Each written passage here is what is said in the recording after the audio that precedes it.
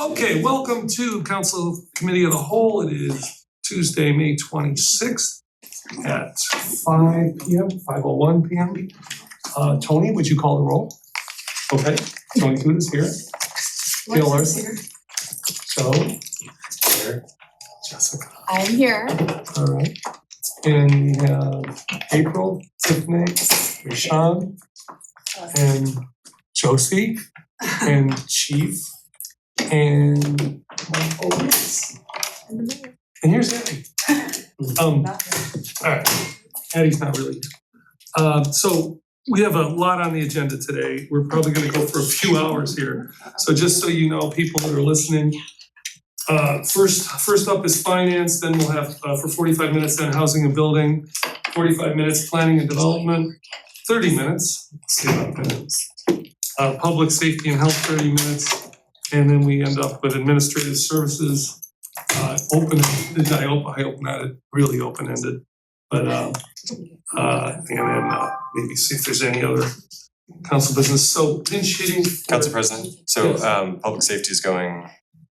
Public safety is third. Yeah, I was looking at the agenda. Yeah. Okay. So let the record show that Councilwoman Stone is here. Am I right that Cobb is on the way? He should be, but. Yes. If I could ask, so I apologize if this was not the case. I thought that public safety was second. So whenever I spoke with Captain Young earlier, he asked about what time. I anticipated that would come up. Would it be okay if that were second on the agenda? Or I have no objection, just let me ask council. Yeah, I was working off the same agenda. Okay. So that works for me. I think we'll do that, but let's start with finance. Thank you. Madam Vice President. Greetings. Welcome to staff of finance and human resources. Somebody has the financial report update for March, April? May. And we actually emailed it out before the meeting, and we was hoping, instead of printing all of those copies, we were hoping Addie could pull it up. We do have it. Oh, you have it? We have it on our email. Okay, great, thank you. Thank you for sending. You know, I would ask, you could even do that and when they're ready, just email them to us. That would, in my mind, that would be even better because then we get a chance to look at them. Okay. So when they're ready, if you don't mind, everybody's approved them and they're ready to go. That'd be wonderful. Absolutely. Thank you. All right, so presenting the year-to-date financials statements as of April 30th, 2026, we're looking at the unencumbered fund balance. Our beginning cash balance, which remains the same, is $91.9 million. Our year-to-date revenue of $36.7 million, which is a variance of $3.9 million compared to prior year. We have our year-to-date expenditures of $34.9 million, which is about $220,000 compared to prior year, which leaves us a cash balance of $93.7 million. Our open encumbrances are $22.4 million, which is about a $13 million difference. So our unencumbered fund balance as of April 30th is unfavorable by $18 million. Overall, we have a stable financial position with revenues performing strongly and our spending growth is being managed responsibly. Looking at the unencumbered fund balance, it actually reflects a return to a more typical pre-ARPA level comparable to 2022 before the city received its ARPA funding in June of 2022. Next, looking at page 4, where we go into the detail of the revenue and expenditure history. I'm just going to call out some of the higher variances. I won't go into all of them in detail. Our property taxes, we are favorable, close to $605,000. Our state levied and share taxes, we are favorable to prior year, by $323,000. Our charges for services, we are favorable by $459,000. This is mostly due to the CDBG-led abatement. This was in planning. Our intergovernment contract revenue, we are favorable 2.1 million. This is largely due to a $734,000 homestead rollback tax we received from the county. $665,000 of that is also from CDBG. And we also received $769,000 from sewer maintenance reimbursements under Department of Planning. Charges for services, we are favorable by $459,000. This is 324. I might have said that one, so I apologize. This was a CDBG-led abatement. And our interest earnings, we are favorable by $344,000. Interest earnings. No, I'm sorry. We're favorable. Looks like we're down. No, interest rate, yeah. Which Yeah, one we're am I down for on? interest. I'm sorry, I'm on other revenue. Forgive me, the small print, 344,000 for all revenue. This is primarily the 114,000 in foreclosure bond deposit, 86,000 for the special assessment for the Ring Road resurfacing, and 73,000 for the Coventry Special Improvement District. We touched on this last month at our meeting. The interest, we are down 512,000, and that is due to the federal cuts as well as a decrease in ARPA funding. So Tiffany, Yeah. could you just go back, those three things, the ring road, sure. can you just give a little bit on each of those? Sure. So the $114,000 foreclosure bond deposit, I believe we received that from, the county. And the 86,000, the special assessment for Ring Road resurfacing, I believe that was from the county too. The 73,000 Coventry Special Improvement District funds, I'm not exactly sure the source of that funding. I can get back to you on that one, but we did discuss this in our last meeting. That should be the SIDS, The SID, Coventry SID amount, yeah. So this is extra money, or this is in addition? For any of the special assessments, that's typically an in and an out, because with the SIDS and the Coventry, we receive those funds. Anything that we receive, we turn over to the SIDS. I see, and the ring road resurfacing, that, you said that, and the foreclosure bonds, those came from the county, and that's also just a pass through? so the foreclosure bond deposit, I'm assuming, but I can get back to make sure it's a pass through. Thank you. You're welcome. Let me just write this down.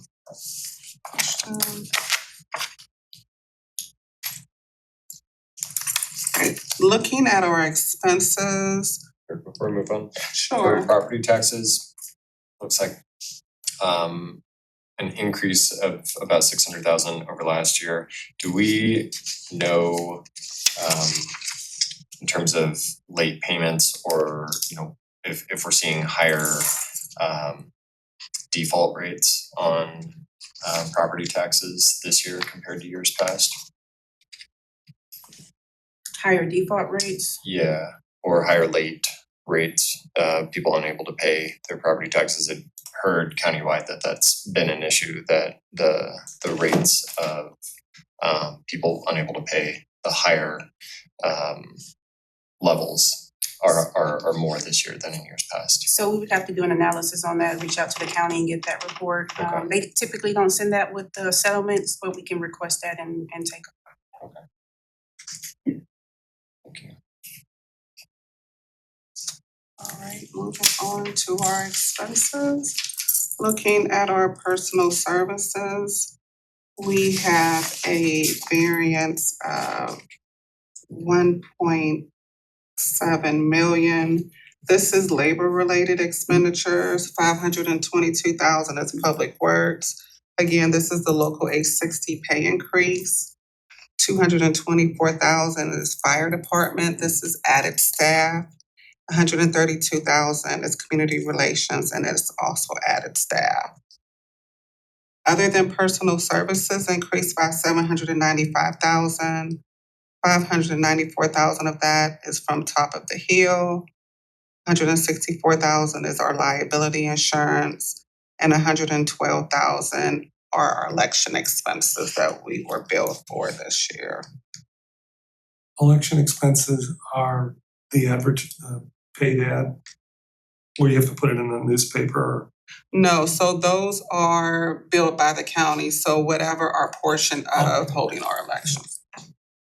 Chief Harry, how many, I think, what do we add, 6 firefighters? We added six firefighters. As they signed the last contract, there was increased time off, so that was to cover the difference. And how many have been hired of the 6 that were allocated? All of them. All of them, okay, good for you. So looking at where we're staying with revenue over expenditures, we are a positive 1.8 million year to date for April. Any additional questions before I move on to the general fund? Is that typical? I'm seeing your history that on most of the years that you're ahead on revenue at this time of year, is that right? Just looking at your bar graph at the bottom, so with the exception of 2025. So our revenue is in line compared to prior years for all funds except for the ARPA related funding. It's a little bit higher. All right, moving on to the general fund. Our cash balance as of 2026 is $23 million. Our year-to-date revenue is $23 million, a $1.1 million increase. Our expenditures are about $20 million, which is a $2.1 million increase. Open encumbrances are $3.6 million, which leaves us, the variance is $3.6 million. Our unencumbered fund balance is $20 million, which looking at our compared to prior years, we're pretty much in the same. It was a higher in April of 2025 as well as April 2023, but looking at April of 2022, we're about the same. Tiffany, do you have a way to analyze those open encumbrances, a report you can pull off the system to see what it encompasses, $5 million worth of open encumbrances? Sure, absolutely. When you get a chance. Are those the same as account receivables? I guess I guess my question is. We owe the money. Right, yes, but is it encumbrances because of moving money around, or is it actually, I guess that's my question, right? Is it receivables that we? Typically encumbrances for contracts Yeah. that we have, outstanding. Moving on to page 6, our municipal income taxes are about $11.6 million, which is $169,000 difference compared to prior year.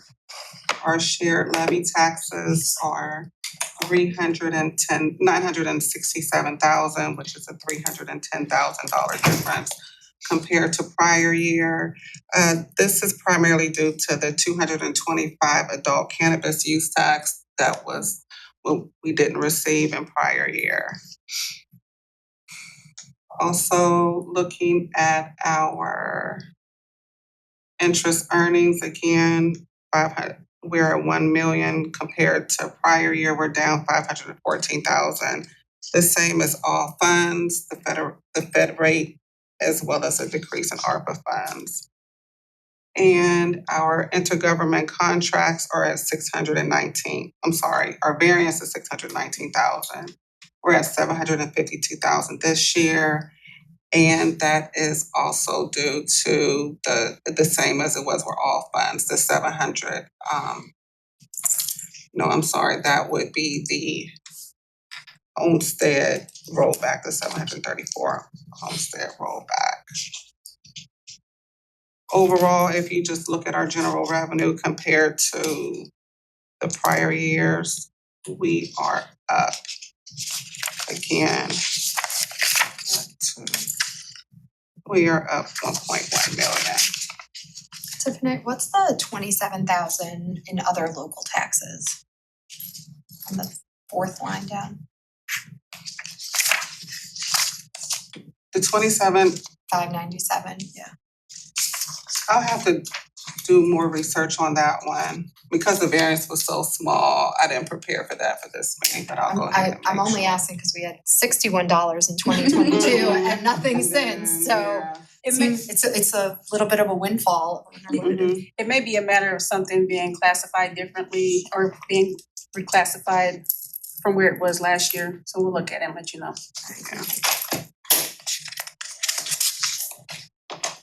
Yeah.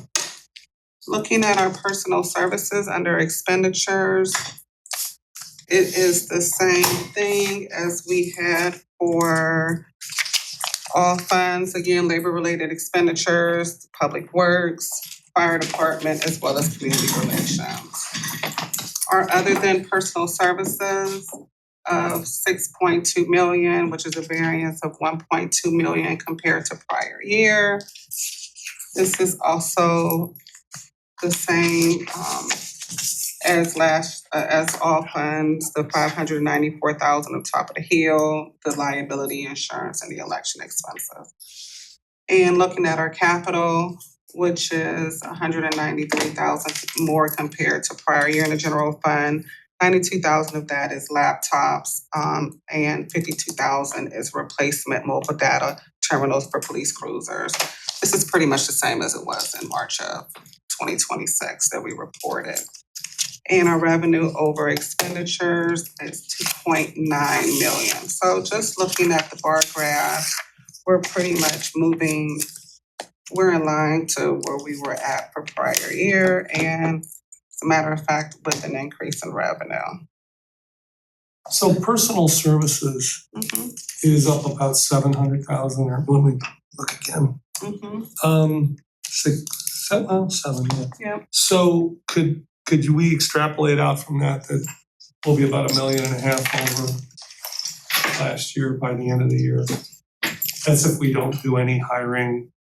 I mean, I take it that we still have, I don't know if you wanna call it a freeze, but So it depends. There was some staff that were hired the end of last year, so the expenses for 2025 will begin to increase as the year goes along compared to, so we might end up breaking even if compared to 2026. Only, well, I don't want to say break even, but really get close to 2025 because a lot of the hiring, not a lot of the hiring, but some of the hiring that was done towards the end of the year. right? Yeah. And I could see how that would change, the projection, but we know we're paying people more this year than we did last year. So, And then we have to also factor in the 3% increase that was not incorporated last year, so you see what I'm saying, like this year is compounded with additional 3%, so year over year is gonna be a little bit It's definitely gonna be higher. an increase, Right. but right now, what we're comparing to last year, we didn't have as many expenditures as we did at the end of 2025. okay. Are you optimistic when you look at the chart? Because that's a really good graphic to see revenues versus expenditures. We're seeing a narrowing of the difference between the two on a graph.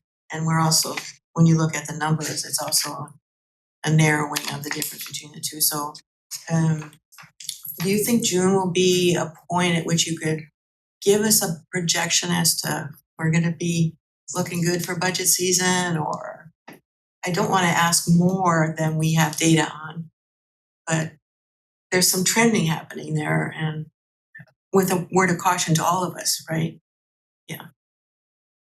I would say June, July, we should definitely be able to extrapolate out. It would give us enough data for the year to be able to extrapolate out for the 2027 budget year is typically what we've done in the past, yeah. Thank you. And then we can start forecasting. Yeah.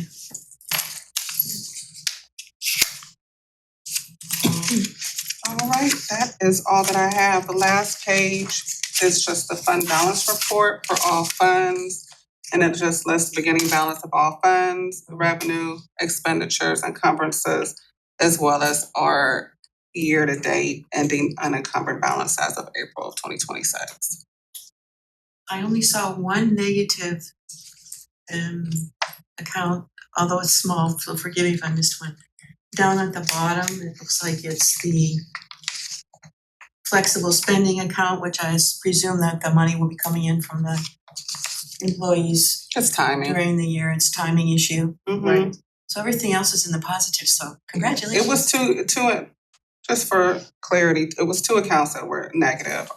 It was the, NOPEC and Oh, I see. flexible Yeah. spending account. Okay. yeah, and the neighborhood stabilization, one before, the Lead Safe program. Uh-huh, And that's just that's just a drawdown timing. Yeah. okay. But the three negative balances all has to do with timing. Thank you, Mary. My pleasure. Now we're ready to go on to the listing of funds where they're, do you still wanna do that without Director Brodzinski here, or are you We prepared? we can do that. The other thing I wanted to go over, if you all don't mind, is just the bonds. I know you had asked, I think Councilwoman Cohen had asked for that. The Just a debt service, description, yeah. yeah, debt. So I just wanted to go through the bonds Go ahead. really quickly. Okay, so I sent out the updated debt schedule to provide for the purpose of the various bond issuance throughout the years. The first on the list is the Severance Ring Road improvements. And based on my research and our research, it looks like that was a refinancing of a prior 2014 refinancing of 2004 bonds, which were originally issued to help pay for improvement to Ring Road and its connections to Mayfield and Taylor Road to the Severance Town Center. Improvements included rebuilding the roads and sidewalks, curbs, retaining walls, lighting, etc. The next is the parking deck refunding. That debt issuance was for refunding of 2015 refunding bonds from 2008 debt issued to build and equip the multi-level parking deck and the surrounding site. I looked through the transcript. I couldn't identify the location, I was but gonna ask you. yeah, but based on just what I can determine internally, it sounds like it might be the Cedar Lee. Different employees recall that being built around that time, so we'll do more research on that to kind of nail it down, but I couldn't find the exact location identified in that transcript. Can I just ask you about those two? I mean, it looks like if the Severance Ring Road were bonds from 2004, so now we're 22 years later. Mm-hmm. And if the original amount was 1.68 million, but we still, at the end of this year, will have $900,000 outstanding. Mhm. Do we know like why it's taken us 22 years to pay off $1.6 million? So probably what occurred is that the original issuance was much larger and we just refinanced a portion Oh, of that. okay. And so once we did that, that restarted the clock. So the 2021 refinancing was on the last 1.68 million is what you're saying. It sounds like it, yeah. Or a portion of that we thought we could take advantage of to refinance, to get lower rates or to restructure at better terms. Well, 2021 was definitely the time to refinance, but then can you, I'm sorry to give you, but can you find out what the total?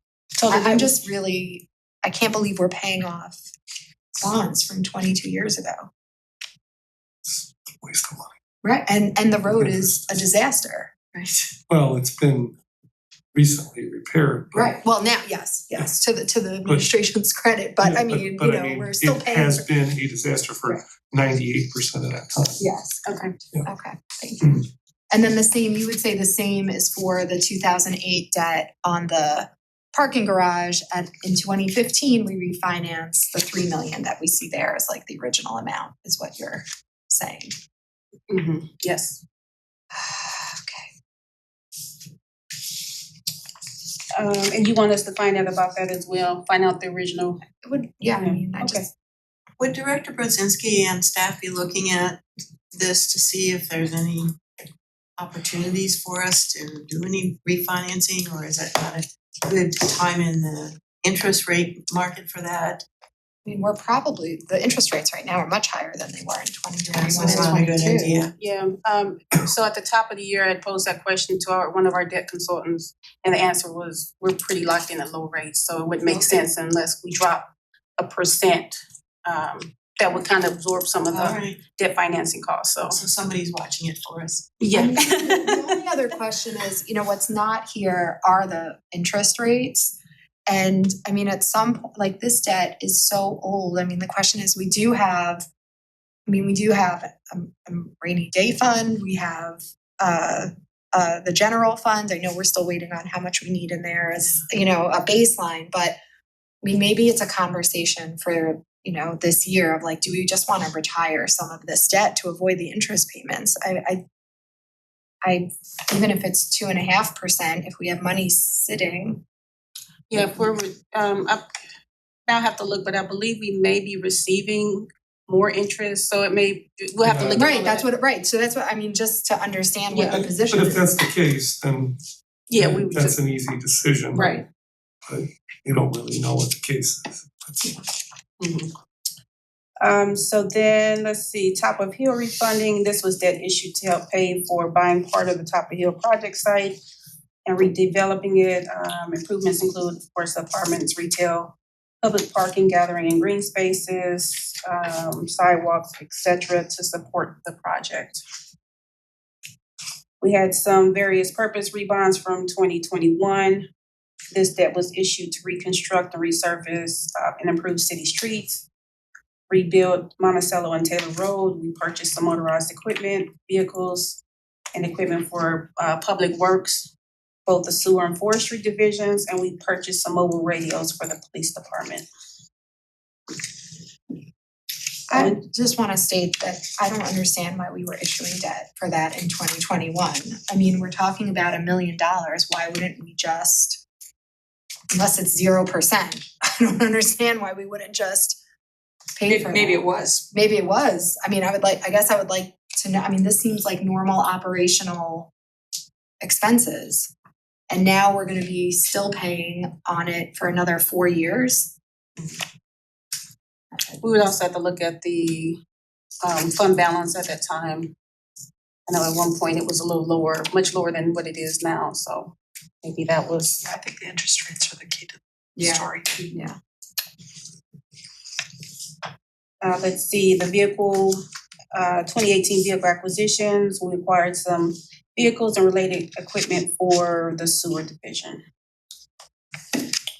And then last but not least, we had some various purpose bonds from 2020 where we refinanced older debt. Again, we refinanced debt to save money. The older bonds were originally used to pay for several city projects, including vehicles, streetscape improvements for the Cedar Lee and Cedar Fairmount districts, HVAC systems, improvements in the Lenox Surrey parking deck, renovating City Hall, et cetera. So there were quite a few projects included in that debt issuance, or the original debt issuance that we refinanced in 2020. Are you, since this is a public discussion this evening, would it be acceptable when you post the financial statements to put this information on the website? I don't see any issue with that. I can run it past you, but I don't see any issue with that. This is really interesting information and I'm glad that you asked for it, so I think it would be good to share it with the public. Okay. Yeah, I mean, we are gonna be paying off through 2037. Yeah. This refinancing of $12 million in bonds. I mean, we're stuck with a burden that we probably shouldn't have been.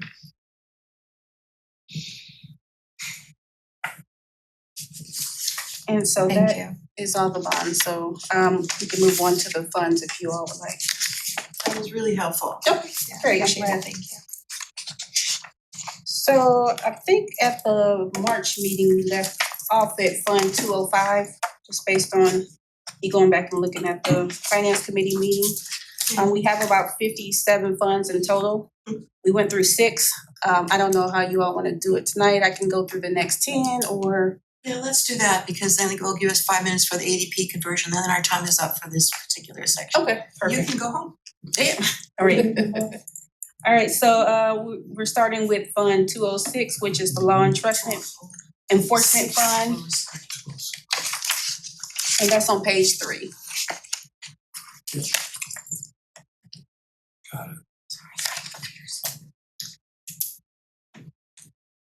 And this particular fund is to account for and report fines from seizures by the law enforcement officials restricted for expenditures that would enhance the police department. Main sources of revenue include confiscated funds, intergovernmental revenues, evidence room receipts. We had an unencumbered fund balance at the top of the year, 465, budgeted revenues of 71,500. We look to expend about 105,000, and we project about a little over 400,000 at the end of 26. The next one is the Drug Law Enforcement Trust, similar kind of fund. I believe this one is more restrictive in what it can be used for. But again, it's to account for and report fines and seizures from criminals by law enforcement. Similar kind of sources of revenues. This comes from confiscated funds as well as federal intergovernmental revenues. Top of the year, we had 625,000. We're projected to bring in about 190, with 214,000 going out, with an ending balance of 600,000, roughly $600,000. When you get a chance, would you share with us what the restrictions may be on those two funds, 206 and 207, in terms of expenditures, please? Thank you.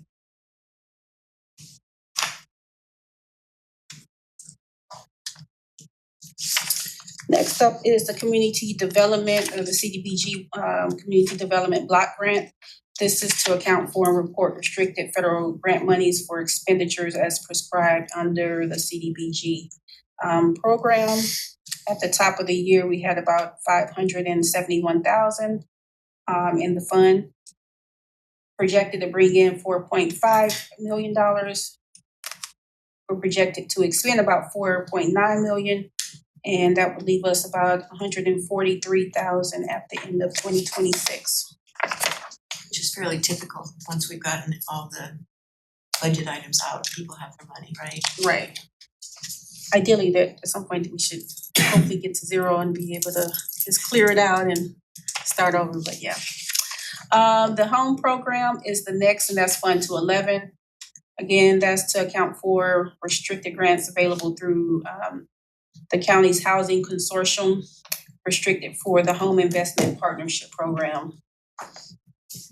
The unencumbered fund balance as of 1/1/2026 was 140,000 roughly. We expect to bring in about 1.3 in budget revenues. And we budgeted the same for the expenses, with the projected unencumbered fund balance of 140, which is where we started at the top of the year. Fund 212 is the FEMA fund, and this fund is actually dormant. We haven't had any activity since 2023 in expenses, and the last revenue that we received was from 2024. And that's to account for and report federal and state monies restricted for the restoration of areas hit by natural disasters. Again, at the top of the year, we had about 159,000. We didn't budget any revenues, no expenses, and we expect to have the same. And this is one of the accounts that Joe will be looking into if we can repurpose or whether something was, misclassified. So we'll have to do some digging into that one. Fund 213 is the police facility improvement. And this particular fund was set up to account for and report administrative fees collected by the police department, committed to the repair, rehabilitation, improvement of the city's police department facilities. The main source of revenues are background check fees. We had about 30,000 in the fund as of the top of the year. We anticipate another 22,000 coming in, with roughly the same going out. So we'll probably end up at the same spot that we were at the top of the year. I have a question about the departmentally designated funds. are those handled in terms of approval of expenditures through council as any other expenditure? Or does the police department have discretion over how those funds are spent? So I believe they have discretion, but it still goes through Still goes through council. Right. As in terms of approving. Fund 214 is the local TV programming fund. This one is to account for administrative fees collected for our cable franchises and other expenses associated with the city's audiovisual. 1.2 million at the top of 2026. We're estimating 322,000 inflows for 2026, 440,000 going out the door. And at the end of the year, about $1.1 million in that fund. Is this revenue like from rental of like cell phone towers and things like that? Like what? Yeah, I believe that's what it is. And then the expenses, from what I can see, it looks like we have various consulting contracts that flow through this fund. Okay. Fund 215 is, of course, Kane Park. And that's to account for the revenues and expenses for the Kane Park facilities, sources of revenues, the ticket revenues, concession fees. And we do transfer in from the general fund to help subsidize that fund. Unencumbered fund balance at the top of 2026, and this does include a transfer, was 700,000. Our budgeted revenues were 2 million, and that also included a transfer as well. Our expenses are expected to be around 2.6, with an ending fund balance of around $70,000. Can I just go back to the local TV programming fund? Can we find out if we're able to use, I mean, it would seem like if it is revenue from the use or rental of city property by companies, that would not necessarily be restricted, it would be revenue. So can we find out, because this seems like a lot of money to sit just for city's audiovisual, and if that money really has to be used for audiovisual, I have a lot of ideas about what we could do. So can we look into it? Yeah. Question Yeah, before we move on, and this is on the Kane Park. I got a question about that too. So in looking at this, is this your projection for the year end as to where we're gonna end up with, what kind of loss are you projecting from Kane Park by the end of the year? $70,000 or the 69 or? So the deficit would be the difference between the revenues and expenses. About, what is that, about 600? 620. Yeah, 620 would be the shortfall. But because we did transfer funds in, we're expected to be at a positive fund balance at the end of the year. And I take it we don't know what our ticket revenues are going to be yet for So, the year. not for the year, but the last report that I was copied in on from Suzanne, she said that we were 50%, this was in April 16th, we were 50% of the way through our $1.45 million goal, and this was through April. So she's expecting us to exceed the revenues for the year. Okay. Okay, but we have twice as many shows, so that doesn't exactly. Okay, the first thing on the unencumbered fund balance, we didn't make money last year, so how do we have a balance? Because we transfer funds in at the end of the year. Right, but wasn't that already expended out from? No. It was expended out from the general fund, and it went towards revenues and towards the fund balance for Kane Park, the Kane Park We have a fund. negative balance, that's why we had to do it. Okay, so that 697,000 was to seed this year.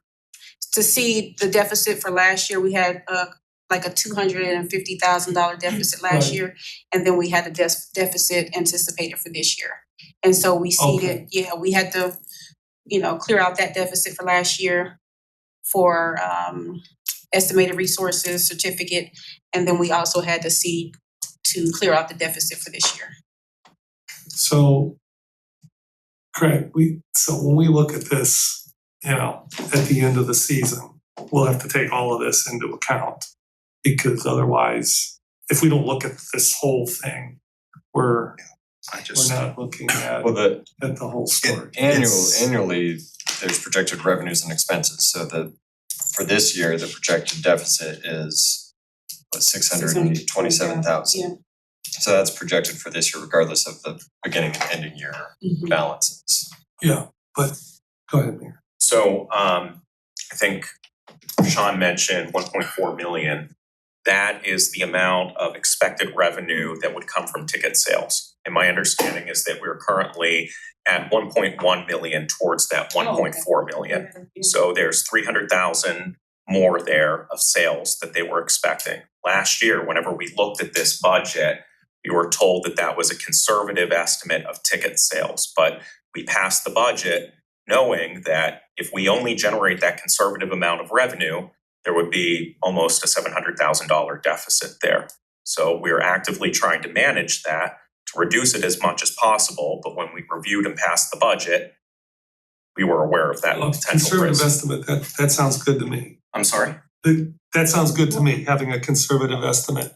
And then with twice as many shows, concessions, well, we'll see. Well, Yeah. it sounds like if my numbers are, I'm doing the math correctly, if we make another $1 million in ticket sales, we will have broken even.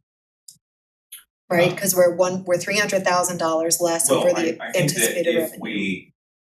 Yes, so And then the 700,000 deficit plus deficit, 300,000 is, yes, break even. So And so but if Suzanne that gets is- $1 million more ticket sales. But not necessarily, I mean, you Yeah. could have 800,000 of ticket sales and more like concession revenue, for example, Oh, and still oh, break even. right, Well, okay. it almost has to be more if you have twice as many shows. Well, not only that, But- but with the Cleveland Orchestra playing for free and consider concessions just from that, it's already sold out, right? I think I heard. Yes, yeah. It was sold out like the day of. Yeah. I would like to suggest that one of the things that you asked for and that we'll look for in the budget book is that breakdown of exactly revenues and expenses line by line. Yeah. As much as possible. For ticketed, For yeah. ticketed events so that we get a good picture, because we can't lose sight of the fact that we substantially subsidized it for 2026. Yeah, if I could, I think that we need to think about a model that actually works. Yeah. Because if we're just increasing performances, is that just going to grow the deficit? If we double the budget, is that going to double the deficit? It only makes sense to double the budget if we are able to reduce the deficit. Yeah. By increasing the budget, you create economies of scale that allow us to reduce the deficit. We have to think carefully this year about a model that actually works for King Park. I mean, I think the plan was, and this was in my little 3 months. I mean, the plan that we put in place was how much does it cost us to put on a show? Because this is when we were working on this projection. How much does it cost to put on a show? And let's price the tickets, accordingly. And I mean, of course, we're in the we'll see stage. We haven't had a show yet, but that is supposed to make things work. That was the plan. I think that it depends upon us selling the number of tickets that were anticipated. And I, at this point, don't know how many, when they were putting that budget together, how many tickets were estimated for each performance. So I don't know if they were saying, okay, if we get 40% of the seats filled and we charge this amount, we're going to break even. I don't know what those Well, projections. here's what I could tell you. There was a projection for each show that was booked last year. And it depends upon us meeting that. So Absolutely. But this wasn't like, it was always a projection based on a lot of numbers that were gathered by the past performances and so forth. They averaged it out and said, I mean, there were acts that were only projected to bring 1,000 people in, but the price of the ticket and everything was, accordingly. We'll see. I'm gonna move on. Just a quick question, like, can we put a placeholder for September or October to have Suzanne and the administration come talk, like, focus on Kane Park We have to have it postseason? separate, Separate, not just in the finance. yeah. I mean, we need a separate, So are you want me to make note of that so we don't forget? please. Sorry, I just don't wanna forget. Thank you very much for that fund account, so we'll call it at 2:15 Okay. and we'll do, we should be able to finish them out maybe next time. Okay. Anything on the ADP conversion, is it moving forward or? It is. Thank you, April. Hello, everyone. The Human Resources and Finance Departments continue to make significant progress towards the city's transition to the ADP payroll and timekeeping system. The official ADP go-live date is July 24th, 2026. So that's what we are working towards, and we are moving in that direction. As part of this implementation, the organization will also introduce the ADP timekeeping portal as noted, which will allow designated employee groups to electronically clock in and out. So before, when we presented to you all last, I wanna say November, if I'm not mistaken, it was a matter of just the payroll system, which is called Workforce Now. We now have the essential timekeeping piece, which includes time clocks and things of that nature. So it's all under the ADP umbrella. So with this, we're also looking to, to support a smooth and accurate conversion from the current payroll system of New World and ADP. We're moving up the deadline. So we have to incorporate a number of deadlines or timelines, we should say. Additionally, we'll do training and all those types of things for the organization in June. We're looking to do that. But with doing that, it'll help with our data validation and system testing, payroll accuracy and compliance, timely payroll processing during and after implementation, and alignment with the ADP strict payroll transmission schedule. So it's not just our schedule where we can keep pushing and pushing. ADP has a strict timeline. So that's why we're going to be incorporating different timelines for the various departments to abide by. So to create some standards and everyone being on the same page. How many parallel runs will you do, payrolls? We have, before we go live, Yeah. we have at least, I wanna say it's 2. 3 pay periods. Well, 3 pay period, yeah, that's true, because I think the first one is July or June, the end of June. So we do have some parallels going. We have had some key achievements, as noted, this has been long going. If you notice, we said our acquisition was in November 23, but we're definitely looking to come to an end in that respect. We do have what we call a path to service call, which is our official, you could say, kickoff on July the 14th.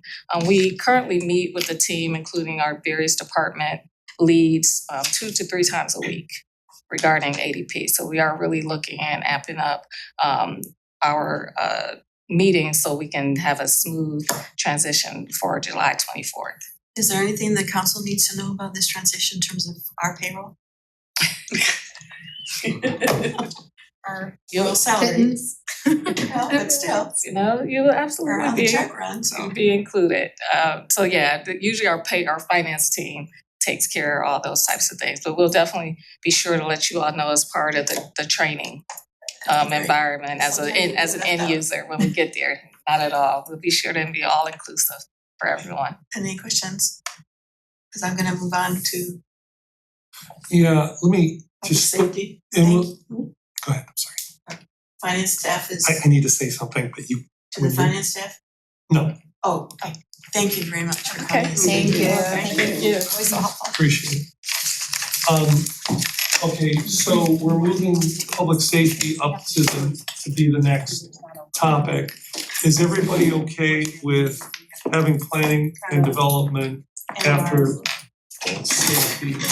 I think that makes the most sense. because Well, they're Director coming at Zan says there's 6:30. people. Yes, yeah. So, okay, no objections? Or nobody's listening, so I guess that means that we can just do what we. I take offense at that. Yeah, well, no, I'm looking at turned heads, so, okay, so, Councilman DeWitt, why are you chairing that, or not? I am, Don't yeah, have to we're- use that word, but you're Okay, gonna facilitate. I'm facilitating this portion of the conversation. Council Vice President Larson, would you be okay with Yes. the portions, the Yes. agenda items for police and fire first. Absolutely. When was, okay, we got everyone, okay. Alright, so let's start there and then we can let people go home. So first up, we have Chief Harry discussing smoke detectors and lockboxes. Yes, so the administration asked me to come in and give you an update on our lockbox program and smoke detector installations. So as you probably know, planning and development got a grant for, I think it was about $68,000, was a dual purpose grant. And some portion of that was to be for the Roper lockboxes, residential keys for our crews to gain entry into residents without having to do damage and quickly. Obviously, we would support that, so we jumped in with them and we're building out the program as we speak. We got the shipments in and we were already getting calls for requests, which is a good thing. So we've done about 20 already, 20 installations. We did have a meeting last week with Amanda? Thank you, Amanda from Office on Aging, to kind of work on all the ins and outs of that. They're gonna be like a partner with us at intake. And I'm gonna have a meeting hopefully this week with communications. We're gonna blast our website, hopefully the city website, the recreation website out to the public. And we'll start cranking those things out. Like I said, we've done about 20 already. They should be fairly easy. Most of them are over the door. You know, there's gonna be people that just can't have that, so we'll have to fasten them to the house or somewhere else, you know, maybe on a garage or something like that. And I'm not sure how many we're gonna do, but people are already hearing about it, so I'm assuming we're gonna get a ton of requests. And we'll pump those out as we get them. Numerous people will be doing the installations. As far as the smoke detectors, Just on that, about how many do we have? oh boy, boxes and boxes and boxes, I'm not even sure. Couple thousand? We have a lot.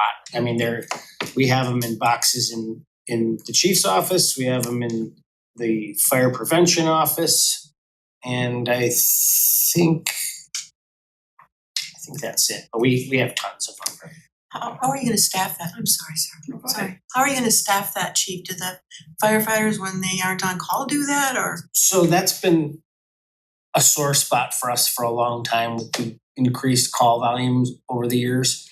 That on top of the smoke detectors, that's kind of why the smoke detector program was starting to fall apart, was ultimately killed by COVID. We used to schedule like a battalion chief to go, you know, do an installation of a smoke detector or two for a resident. And as call volume went up and up and up, it just, you know, it became impossible. You know, they'd get a call for a fire or a fire alarm or something else, you know, on top of all their other, their call volume is their daily activities, training and all the station stuff. So it became unreasonable, you know, somebody would take time out of their day to schedule a perfect time for them or their family member to meet with us, and it would fall apart. So it was trending downward, and as I mentioned, COVID kind of killed that. It just, you know, it was dead in the water after that. So we're gonna reinvigorate that program as well. I've been speaking with the administration about, you know, a little increase in overtime for the people so that they can schedule it off duty, you know, and then between some of that and fire prevention and myself, you know, we'll go out and we'll crank out as many as we possibly can. Same thing with the lock boxes. Are the lockboxes just for senior citizens? They're for anybody, or for anybody? I don't think they're specifically only for senior citizens. We would have to check the grant language, but I can't see how that would be that restrictive. Wonder if in some if just, I don't know if it, you know, putting a lockbox up if it's required that a representative of the fire department be there, but I'm thinking about times when houses are properties transferred and there are inspections and inspectors going out, that, you know, could be a time when there might be some collaboration to get that installed. I don't know, that's just a thought. We kind of have to do it because we have the key. Oh, I see. And we're very, very particular with that key. We actually have this same program for our commercial occupancies. It's called the Knox Box program. And we check those keys. We account for them every single day. If I we see. lose one, it becomes a huge problem. I see. So, yeah. But when somebody does transfer a residence, that's not a problem for us. We can pop out, unlock the box, hand the keys back over and lock it back up and either take the box or leave it for the next residence. Okay, thank you. Just thinking about communications, because you said you were gonna discuss with the communications firm, and since this is targeted for seniors, can we, and maybe City Administrator Reese, you can also help with this, but can we ask communications their thoughts on mailing? Like if we can segment our resident list by age, or if the community of age, the Committee on Aging has a particular She has a lot of mailing list. demographics on her list. So I'm just I bet she thinking that should. like social and email is not the Yeah. best way to reach the senior citizens per se, so that might be True. Oh, helpful. also pertaining to that, we're gonna have a stack of flyers and they're gonna have the people at the desk in the Office on Aging for those Right, people that exactly, aren't right. digitally capable. They're coming in, right, and are Yeah, not gonna yeah. see the social Yeah. bit, that's great. I'd like to see a Knox box on every person that needs one, you know, and I'd like to see smoke detectors on every floor of every residence. It would be good if we could find out if there are any restrictions so that the people with disabilities that really need to have something with lockbox That's perfect for them. fire alarms, put smoke detectors put in. It would be good if we can make it even more inclusive, so. Yeah, just on the increase in overtime, you know, I don't think that's something we're prepared to do this year. I think that's a 2027 budget item that the administration and council need to discuss if we're gonna put more dollars for. So timing is crucial in terms of when you roll out the emphasis then, for the communications. If I might, I found the legislation on these lock boxes and it's more than 2 years ago. And according to the legislation, we purchased 2,300 lock boxes. I feel like we got 2, possibly 3 different shipments of them. And I wanna say they started coming in around summertime last year.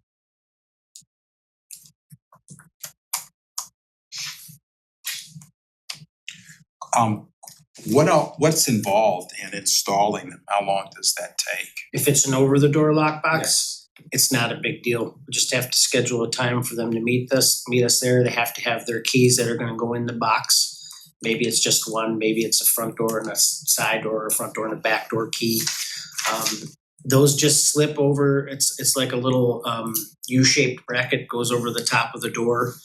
And as long as that door can still close, it's just a matter of opening it up, getting their keys in there, locking it up, putting it over the door, having them sign our form to meet the grant, you know, because they just gotta make sure we're not just selling them or anything. And sometimes those doors are a little bit tight or of a different width. So we actually bought a toolkit so that we can go out to the residents with those if we have to alter them a little bit to make it fit. Or if we have to abandon that and fasten it to the house, then it's just a couple of screws, you know, it's a couple of wood screws into the frame or maybe some tap cons into the concrete or brick. That's a little bit more involved, but it's not gonna be like a 5-hour installation. My sense is it's gonna take us some time to get 2,300 of these Probably, installed. yeah. Well, the good thing is we don't have to do it all in a year, but you know, it's just part of the program that we can have going forward. And maybe, you know, later on down the line, we'll just refund that and get some more, you know, each year and keep it moving. Any other questions? All right, thank you very much. Thank you. Next up, we have Captain Young. I'm not sure if Mary, you wanna join us as well, discussing updated administrative policies around our flock automated license plate readers and specifically pertaining to Treaty 7G agreements. Yeah, you want me to start? Sure.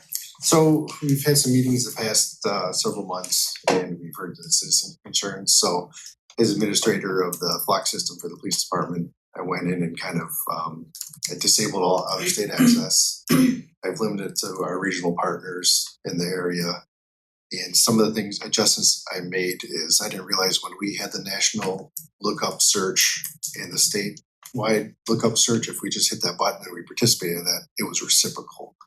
So when I looked at the organizational or network audit, it was part of that program. You could see how out of state had that. So once I removed us from that part of the system, then we have a much more regional network audit. It's just the local agencies that surround us.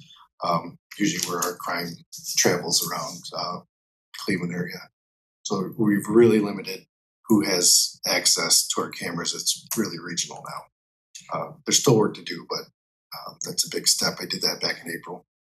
Can you clarify the difference between our one-on-one sharing agreements and then the national and state lookup agreements?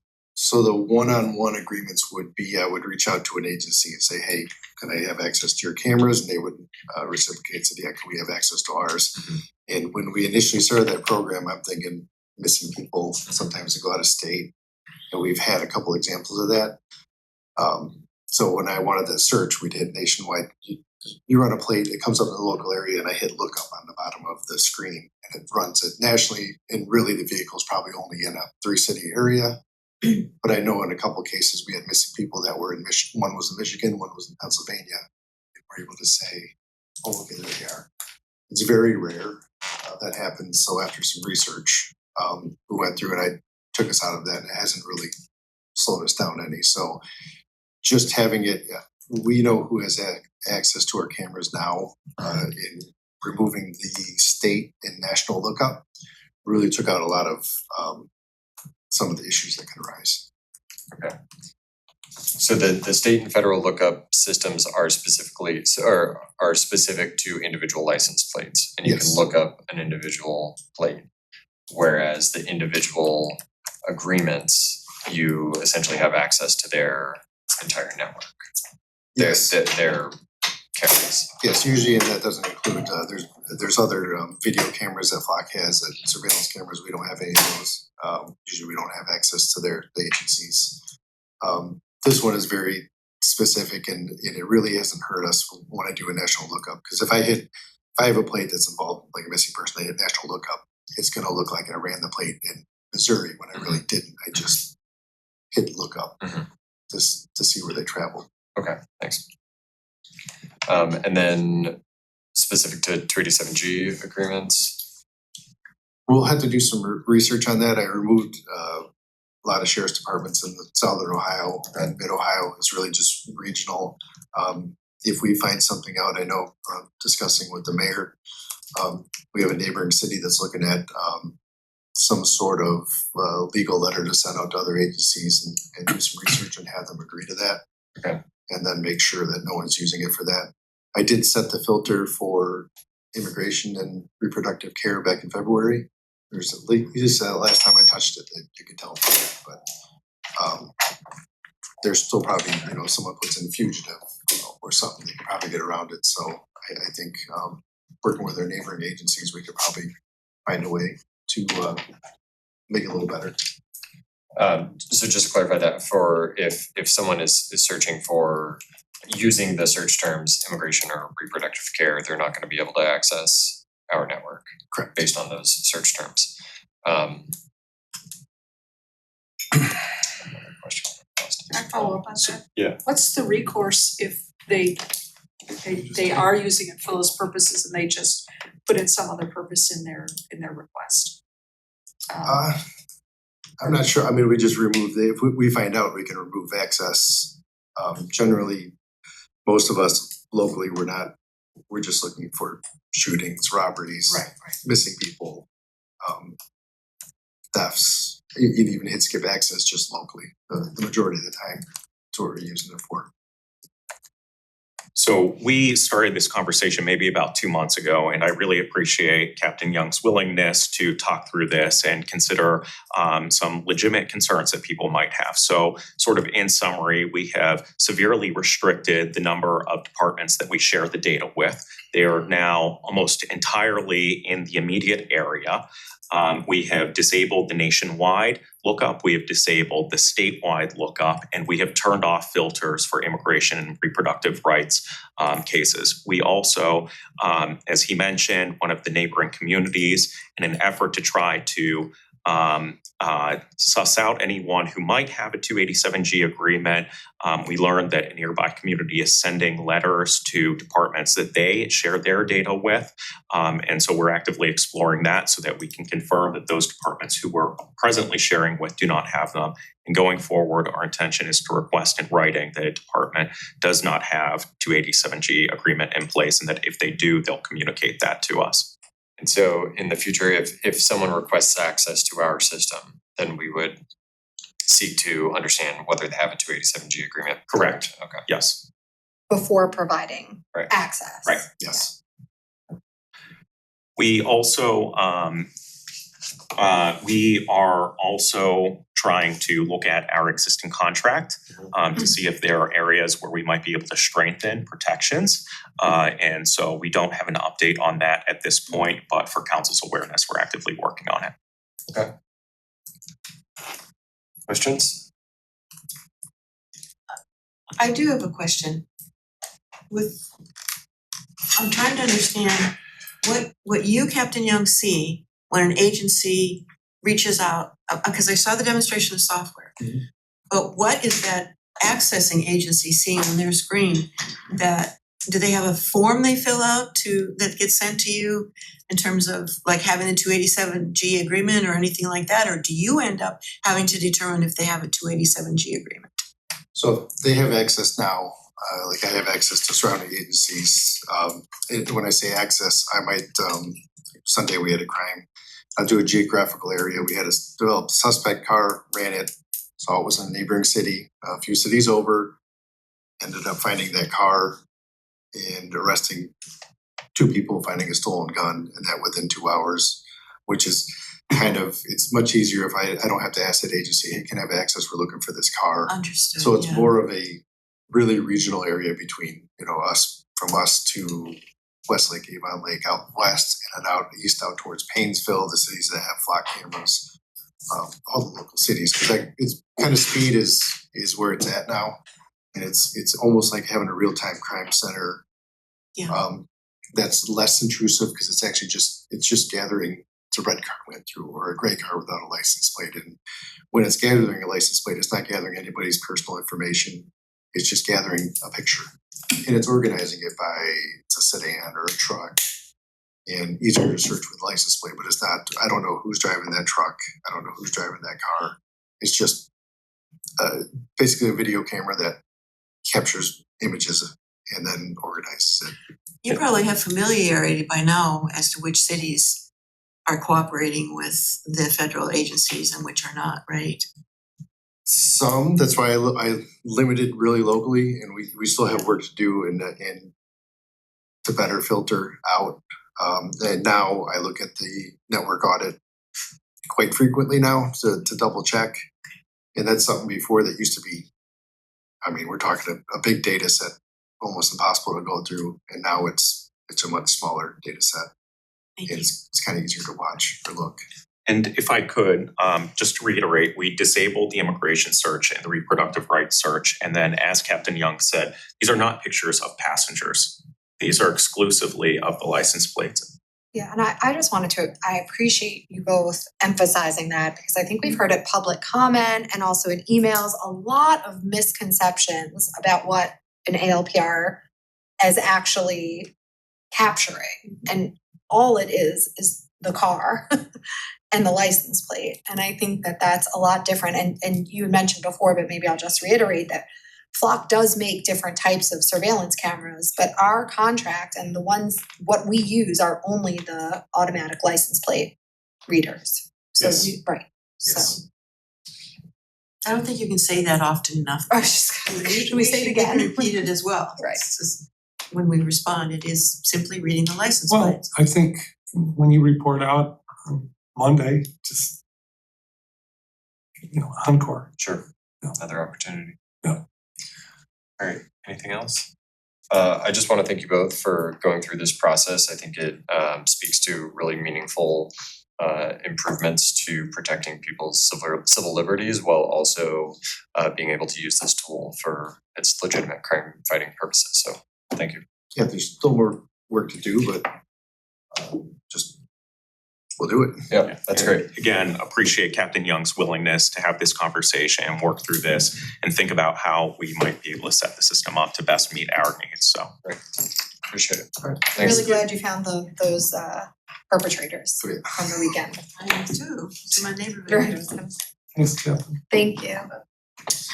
Alright, I will pass it over to Vice President to discuss some. I do not have a lot to say about the first item, the deer management update. Jeff Westerfield, who is the gentleman from ODNR that has presented to us in the past, I don't think that you were on council yet, as it would have been in the fall, but he is based on, he is using the data already collected, which is the frequency of deer vehicle collisions, deer carcass picked up from the city, the residential deer survey that we all had opportunity to fill out, and the recent estimated count of our deer population. Those pieces of data, plus his general overall knowledge, he's going to be providing us a deer management plan in 2 to 3 weeks. So that will be extremely helpful in terms of us making a decision about moving forward. Any questions on that part? I don't have a question, but I'm gonna report out a little bit more on my council president's meeting on Monday, but one I brought up deer management. There were 30 council presidents in the room. And what was interesting was Brecksville, first of all, a lot of them have some kind of program going, which I was delighted to hear. And of course, we all agreed we need to do this regionally. Brecksville, I didn't know 1/3 of Brecksville was metro parks, 1/3 of that city. So they said we couldn't really, run this place without, but everybody's interested, and that's good to know, if not participating. So It's a problem for all of Yeah. us. Thank you. So proceeding on to the next item, which is the discussion of a don't feed the deer.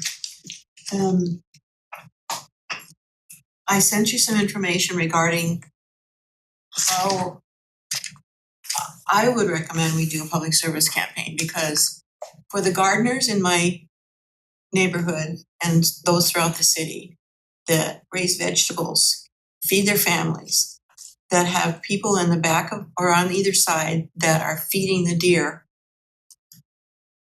it's a problem. And a very, very good friend of mine who's a master gardener, it's every year anxiety about what's going to survive the deer from his neighbor's yard.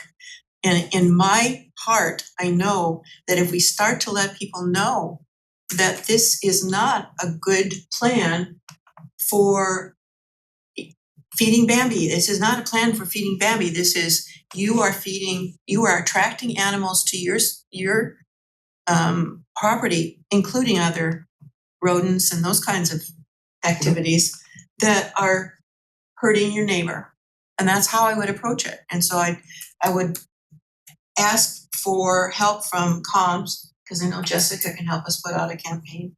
I would like to do one that's not only online, but again, out in the libraries, posting bulletin boards, mailers, from our budget if we have to. But really feeling something needs to be done. And I think the information that I gathered, there's one paragraph on those various pieces that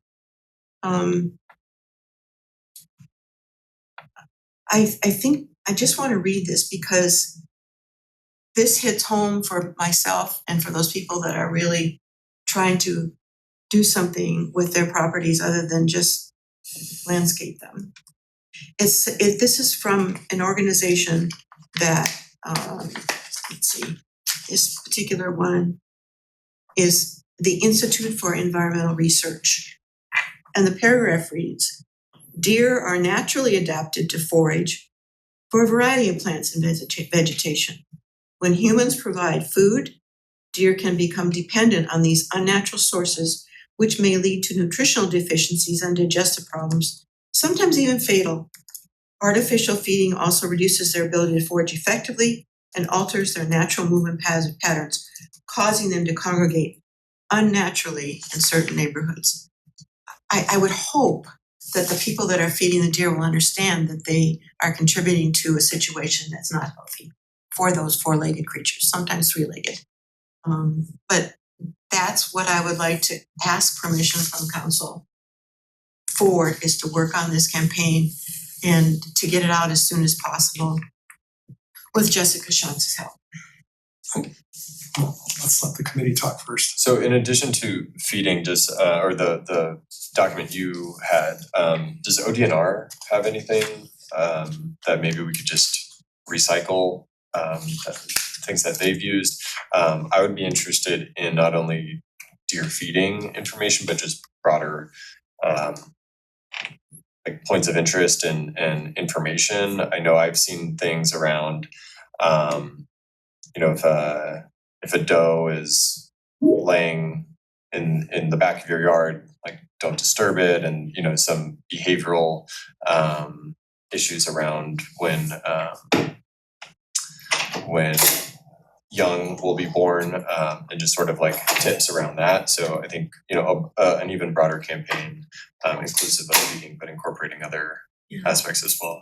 I understand what you're saying, and I would like to concentrate on this as a first step. Yeah. But that doesn't mean we can't have a section, perhaps even in the weekly newsletter, about the animals that we share this space with. So anyway. And then I would just say, as much as possible, trying to get something authoritative from ODNR, and just using that instead of trying to put any additional burden on our team or coming up with something ourselves. Would you see that first, the information I sent out? Yeah, I think that's good. I would just think checking with ODNR if they have something that we could plug into. Yeah, I can You're contact Jeff. I think, approach wise, letting people know at this time, we're not considering, sanctions of any kind or, passing a law. But that, we would love to hear from people after they read, the educational material or what, I don't know exactly how you're gonna, but it would be nice to know that if people could communicate with us and let us know that after we did this, we voluntarily decided we're not going to feed the deer anymore. And that way we could measure the effectiveness of the campaign. Much like a gun buyback campaign, you have evidence that, there's participation. So somehow that could be part of it. Nice. Are we wrapping this one up? Not on the deer, I have another public safety, just I wanted to bring for the next month's agenda. Is everybody okay if I proceed with I this? think it's a great idea. Okay, all right, thank you. So I just wanted to ask, because this is the May meeting, but we'll have two committee of the whole meetings in June. I was at the Noble Neighbors Festival, and something that came up in my conversation with some residents is the concern about lack of enforcement of shooting off guns on July 4th specifically, and fireworks, all of that, a concern of how the police department handles that. There were some mentions that they had called the police on July 4th and they come, but they come too late, or they know it's gonna happen, but they don't, they're not necessarily enforcing. And so I'm wondering if we might ask Chief Britton to maybe come to one of our June meetings just to discuss how we might improve that for July 4th coming up. Does that sound okay? Yeah, we've certainly had complaints. Yeah, I mean, there are complaints about fireworks, and I think in many neighborhoods, but the shooting off guns is very concerning. So, okay, thank you. Yeah, I can work on that. I know we're gonna move on to planning and development. Housing. That was one of the things we talked about when I said we need to move those. I'm sorry, and if nobody was listening at that time. Could I ask all the chairs to, when you're making the order of these committees, reporting out, to work this out with Addie, because when I look at it, my thought is I don't have a particular order that, I don't look at this and go, well, that should do that. that should be, I think Addie set the order. Yeah, well, but my point is that I need you all we've moved things twice already within this meeting. And I don't have a problem with moving around. I'm just saying there's people that are waiting and so forth. So I think the four of you, or however many there are today, 5 actually, need to work that out with Addie about the order, because I'm looking at this and this obviously wasn't working for everybody. I think the problem is that each one of these committees this evening has invited staff. And so you can't have everybody at the beginning because that's an issue. Yeah, that's true. And so when Addie puts this agenda together, she's done it because she knows which staff people are coming as well. So And I think we had a draft agenda and then we had a final agenda, and why we moved things was because some of us were working off of the draft agenda and some of us were working off the actual agenda. So we need to have maybe more clarity when things are posted or finalized as to, so everybody, staff, administration, and I couldn't agree more. Yeah. But I just wanted you to understand, and I'm sorry that this got moved around, but I got a text from one of the directors during this meeting, and I'm just trying to accommodate.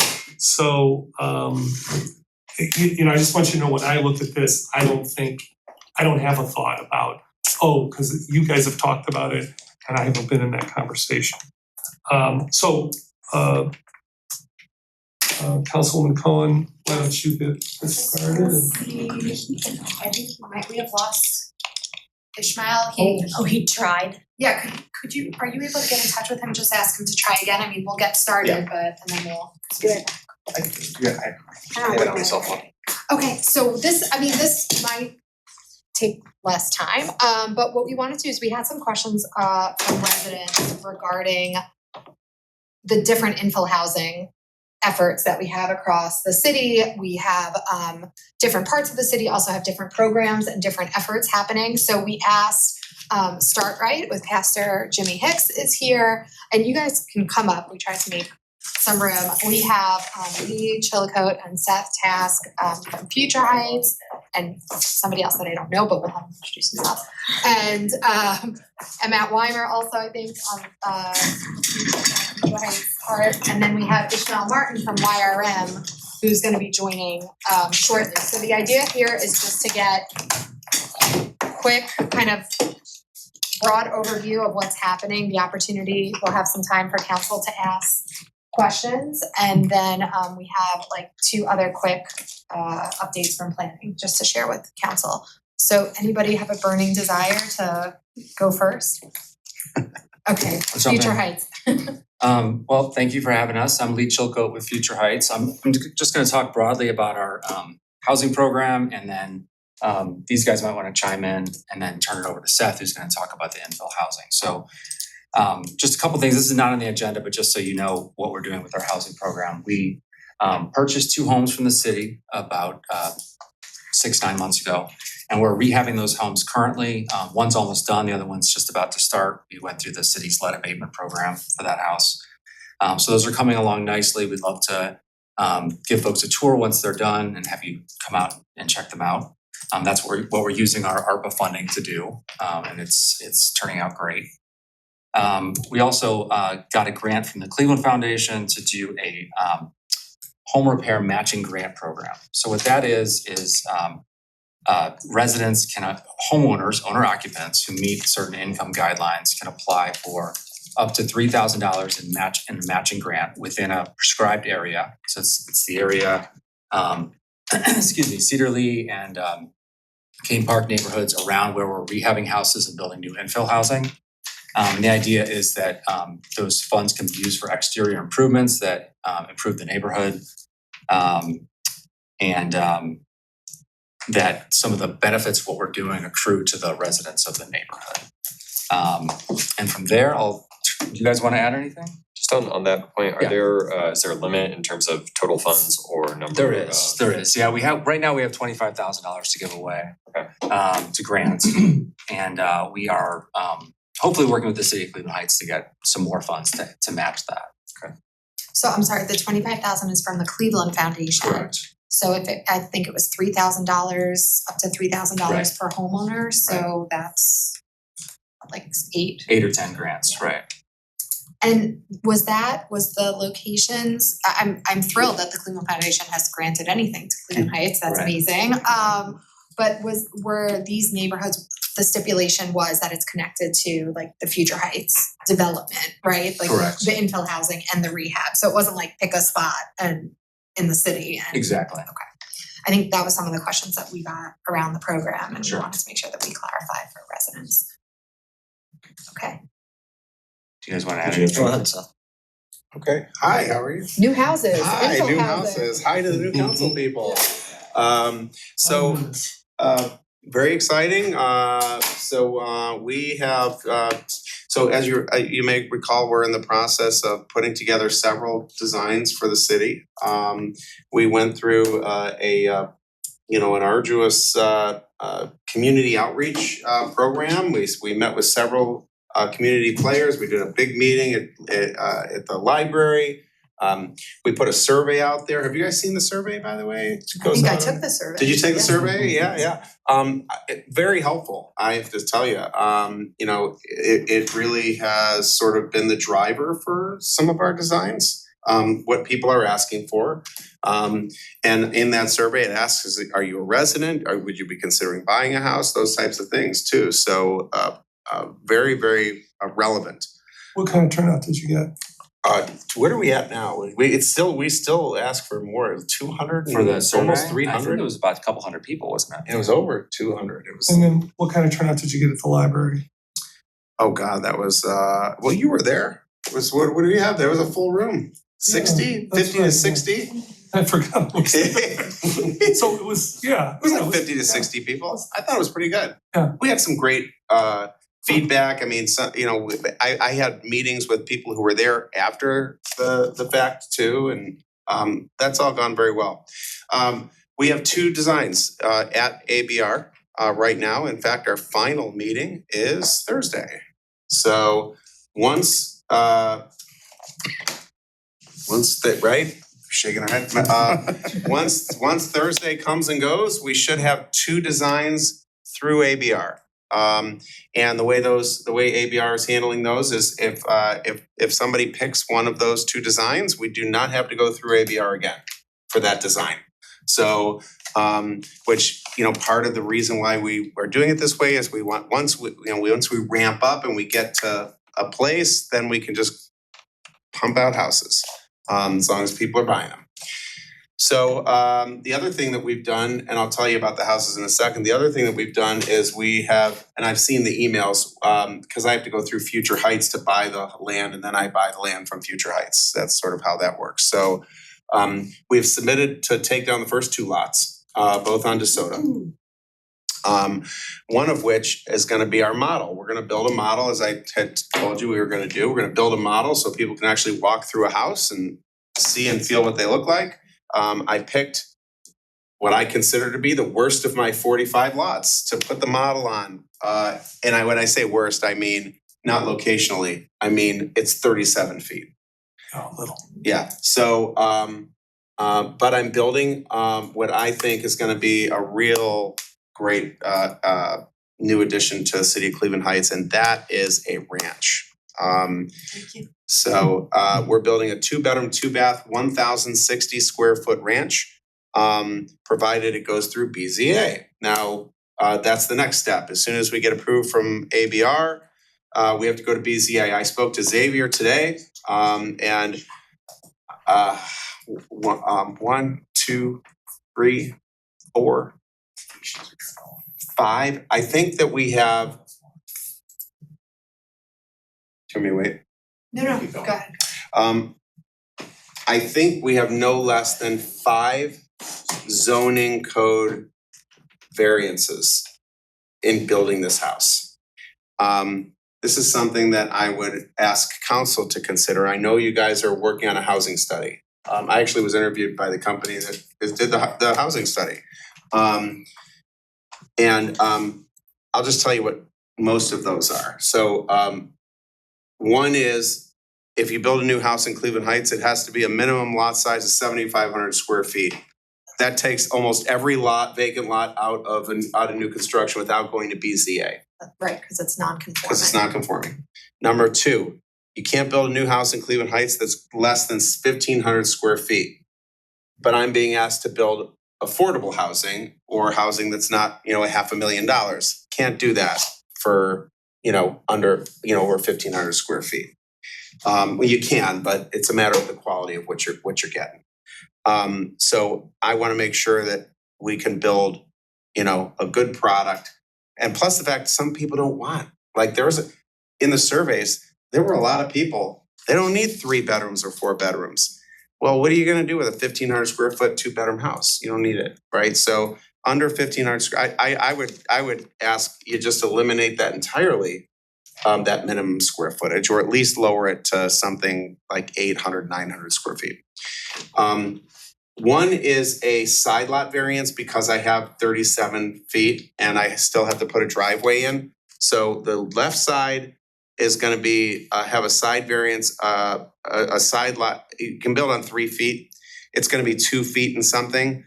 I control the lot to the left, which is the next lot we're taking down. So those are the 2 we're taking down. So because I control the lot on the left, what we build on that lot, which is 50 feet, You can move. I can put the driveway on that side so that I'll have 10 feet between structures, which is from a fire code perspective, what you'd want, right?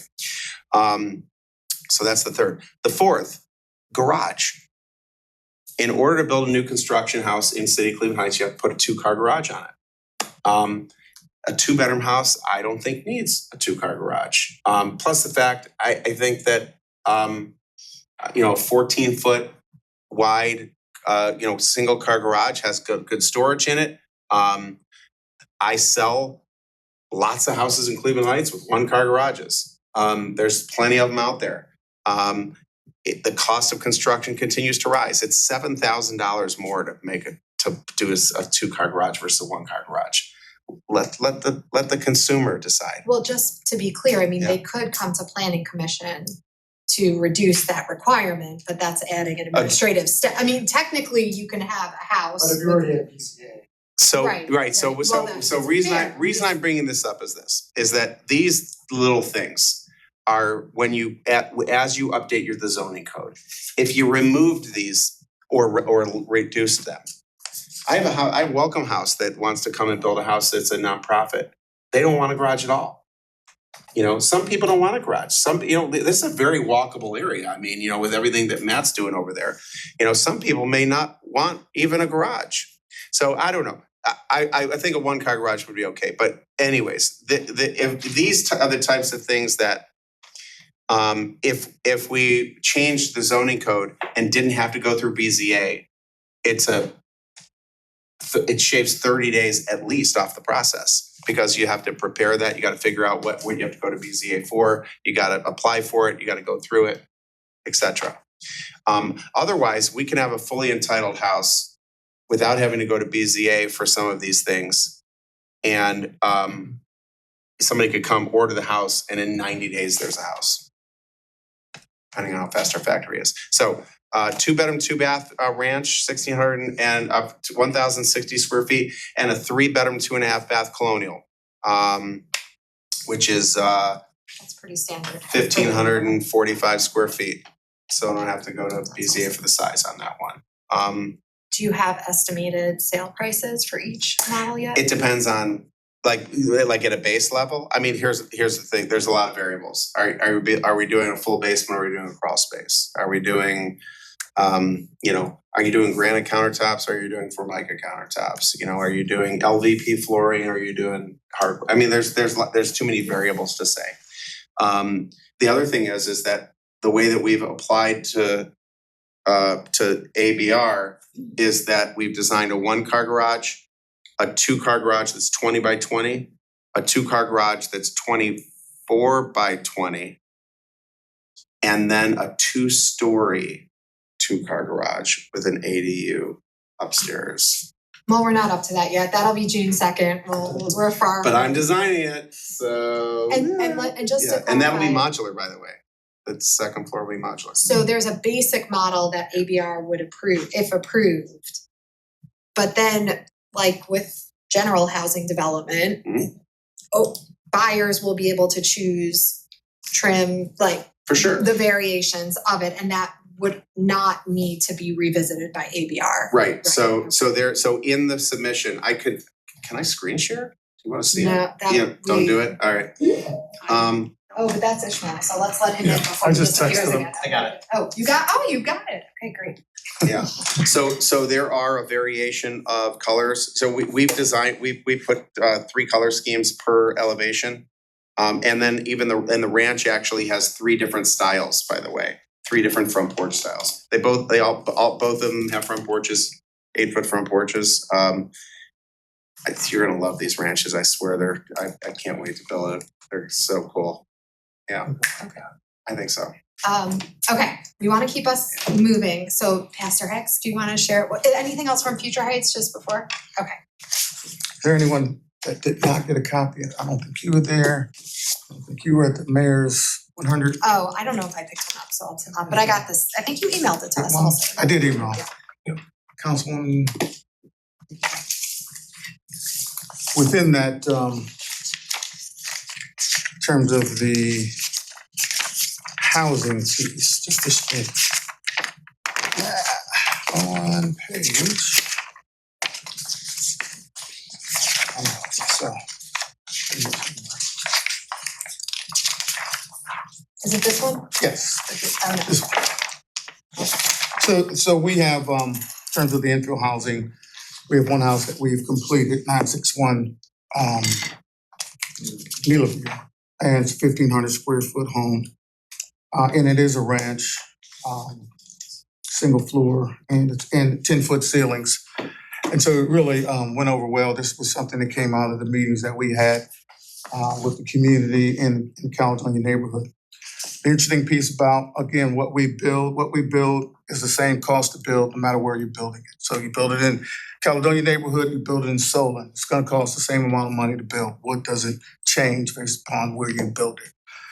But we have in the Caledonia neighborhood, in terms, you're talking about affordable housing, you're talking about the grants that we have applied for and some that we have gotten in order to build an affordable home. We're talking about affordable, we're talking about 250,000 at a base price or less. We did get a grant from the Cuyahoga County Land Bank, and if we can't sell it for 250, they will assist us with up to 35,000 with that, to help us fill the gap. That was one of the programs we asked from the city council, but we never received that program for new construction.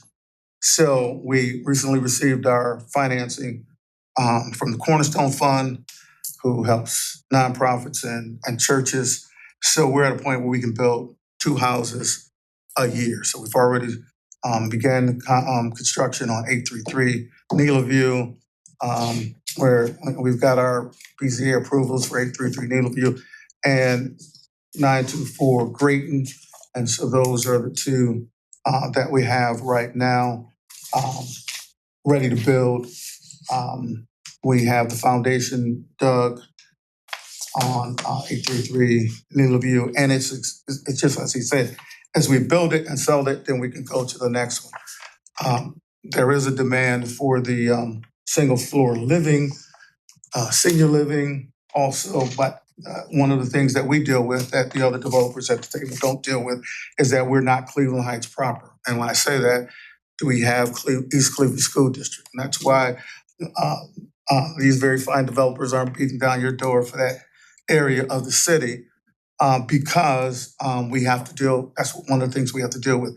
And that's why we have to be subsidized through the grants. We have application in with the Welcome Home Ohio program, and we're waiting for that to come out. You know, if we're blessed enough to get that, that's up to $100,000 per home. Remind me how many lots you have been allocated? We've been allocated 3. We're the only ones at this table that applied for that RFQ or FP, RF, whatever it was, and didn't receive anything from it. And so what we received was from 2020. Okay, so And that contract, but it's not the same contract that they have.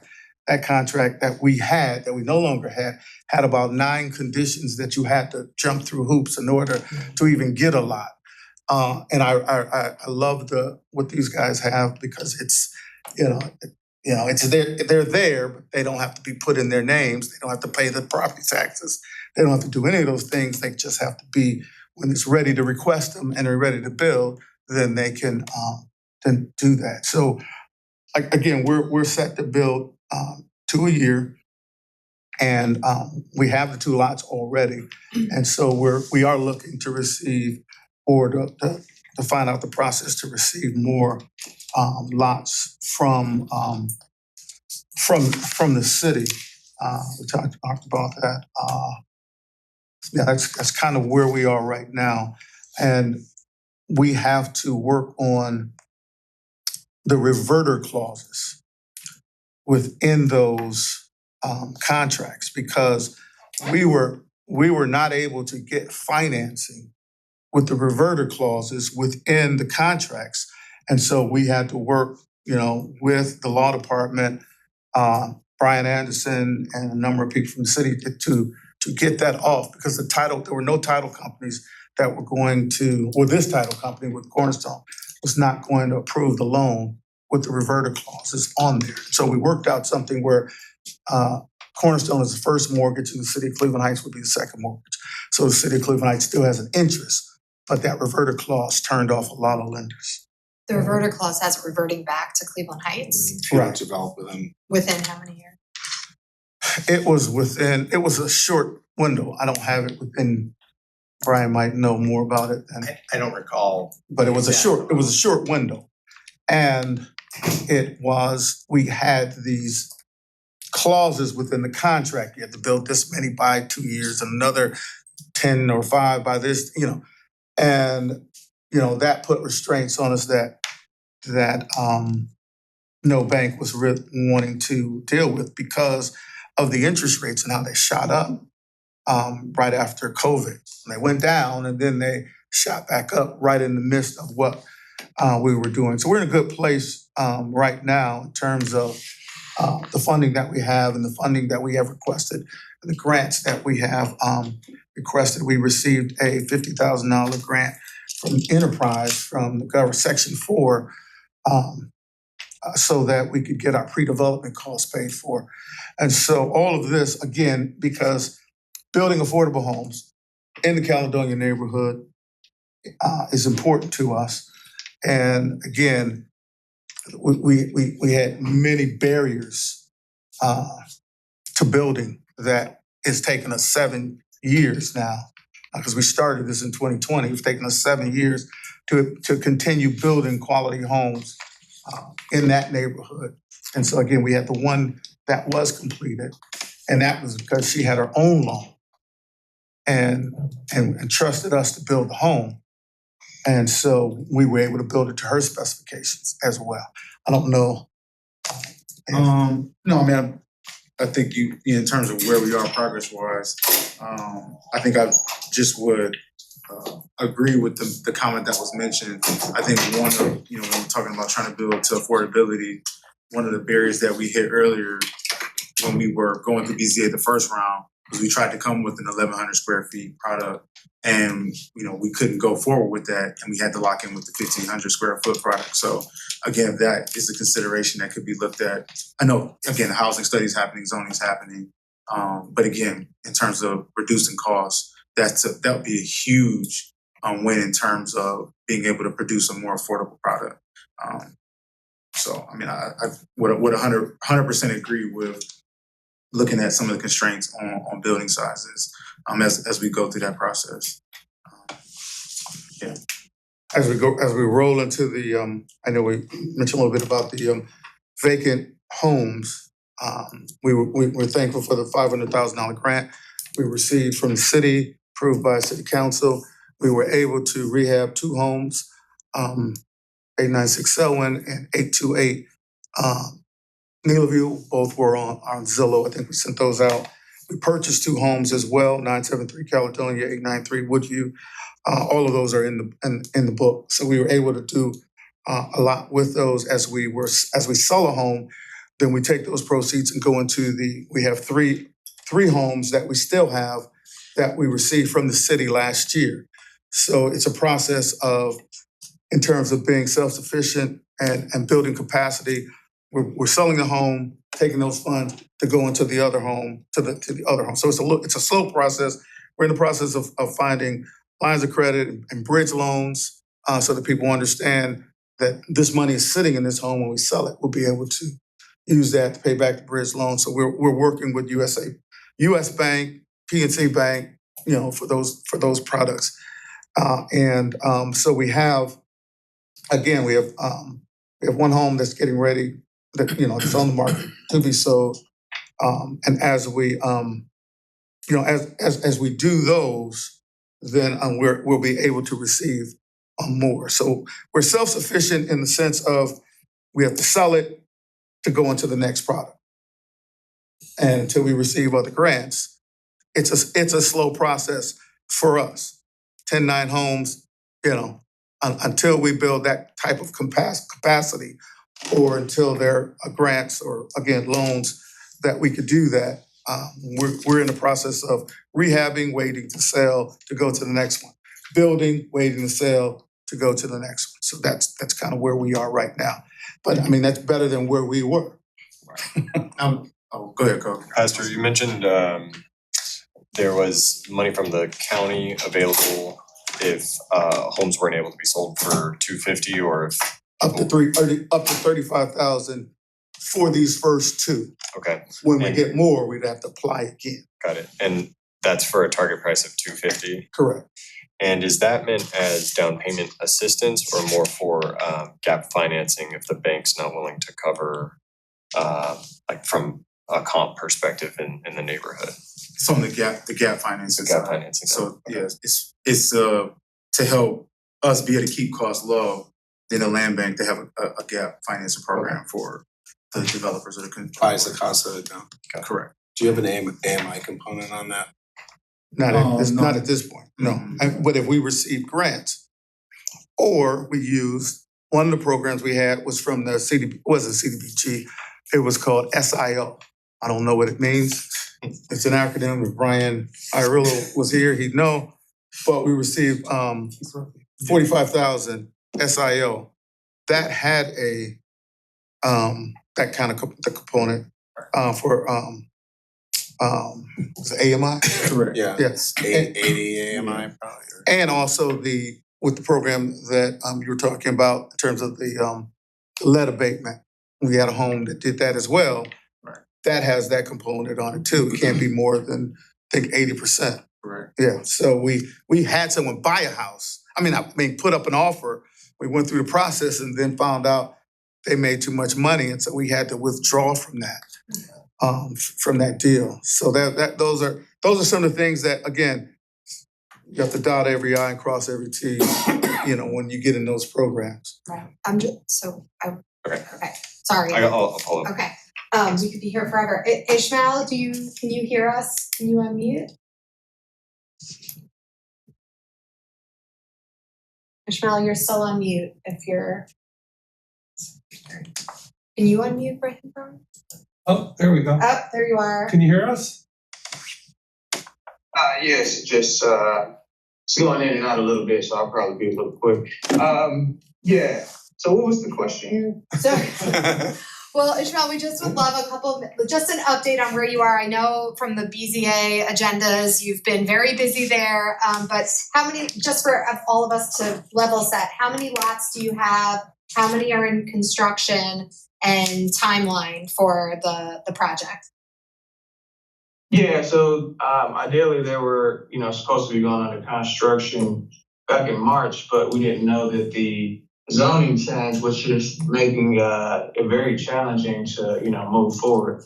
It slows the process down. You have to go through, typically you go through architecture review board and then you go through BZA and then you go to building permits. But it was a little bit different here. You have to go to BZA first, then you go to ABR, then to building, which, there's 1 month, I believe BZA meets once a month, ABR meets twice a month. So, that already adds 2 months to the construction timeline. So ideally, we're gonna start in March, building 9 homes and building, the remainder after that. But right now, we still haven't received approval. We received approval from BZA, but we had to go back for a few different homes because the lot sizes are different now than the existing homes on the street. So those are the issues that we're facing right now. So you have nine lots that are in process of new infill housing. Yes, correct? Yes. Okay, and are there other lots that are be in like another phase, or is that it? Just 9 lots that you have ownership of? There was 19 total. Okay. We drew 9. So this is the first phase, and then you would have 10 to follow. Correct. Okay. Any just quick information on the homes for those 9 lots? How many bedrooms, baths, square footage? Just 3 bedroom, 2 full bath, single family, residential home. And they're all in the Kane Park neighborhood? I'm not sure which neighborhood they're in, because they're scattered site. First floor masters, any of them? They're all traditional, second floor masters. All right, any last minute questions for any of this has been really helpful just to get us a general, understanding of what's happening in all these neighborhoods. Yeah. I just wanted to point out one thing. So each of the CDCs, each of the builders here are represented in all of our studies. So the CDCs are both on the zoning study, technical advisory group, as well as the housing needs assessment technical advisory group. So a lot of these things that were brought up today, and Ishmael is also on the zoning one in particular. So I think, we're getting that input both here tonight and in our various things, but I want to mention they are involved. If I may, while we have them all here and on the phone, I want to see if we could put the infill builders on the spot. It's kind of a good segue for none of the next portions on our agenda. Given the challenges cost-wise and price point-wise to doing this infill housing, how important is the CRA tax exemptions to the ability for you to do your work here in the city? 100%. That's very important. I believe that's the only reason that we were coming to the city, because we needed to present the CRA to the home buyer.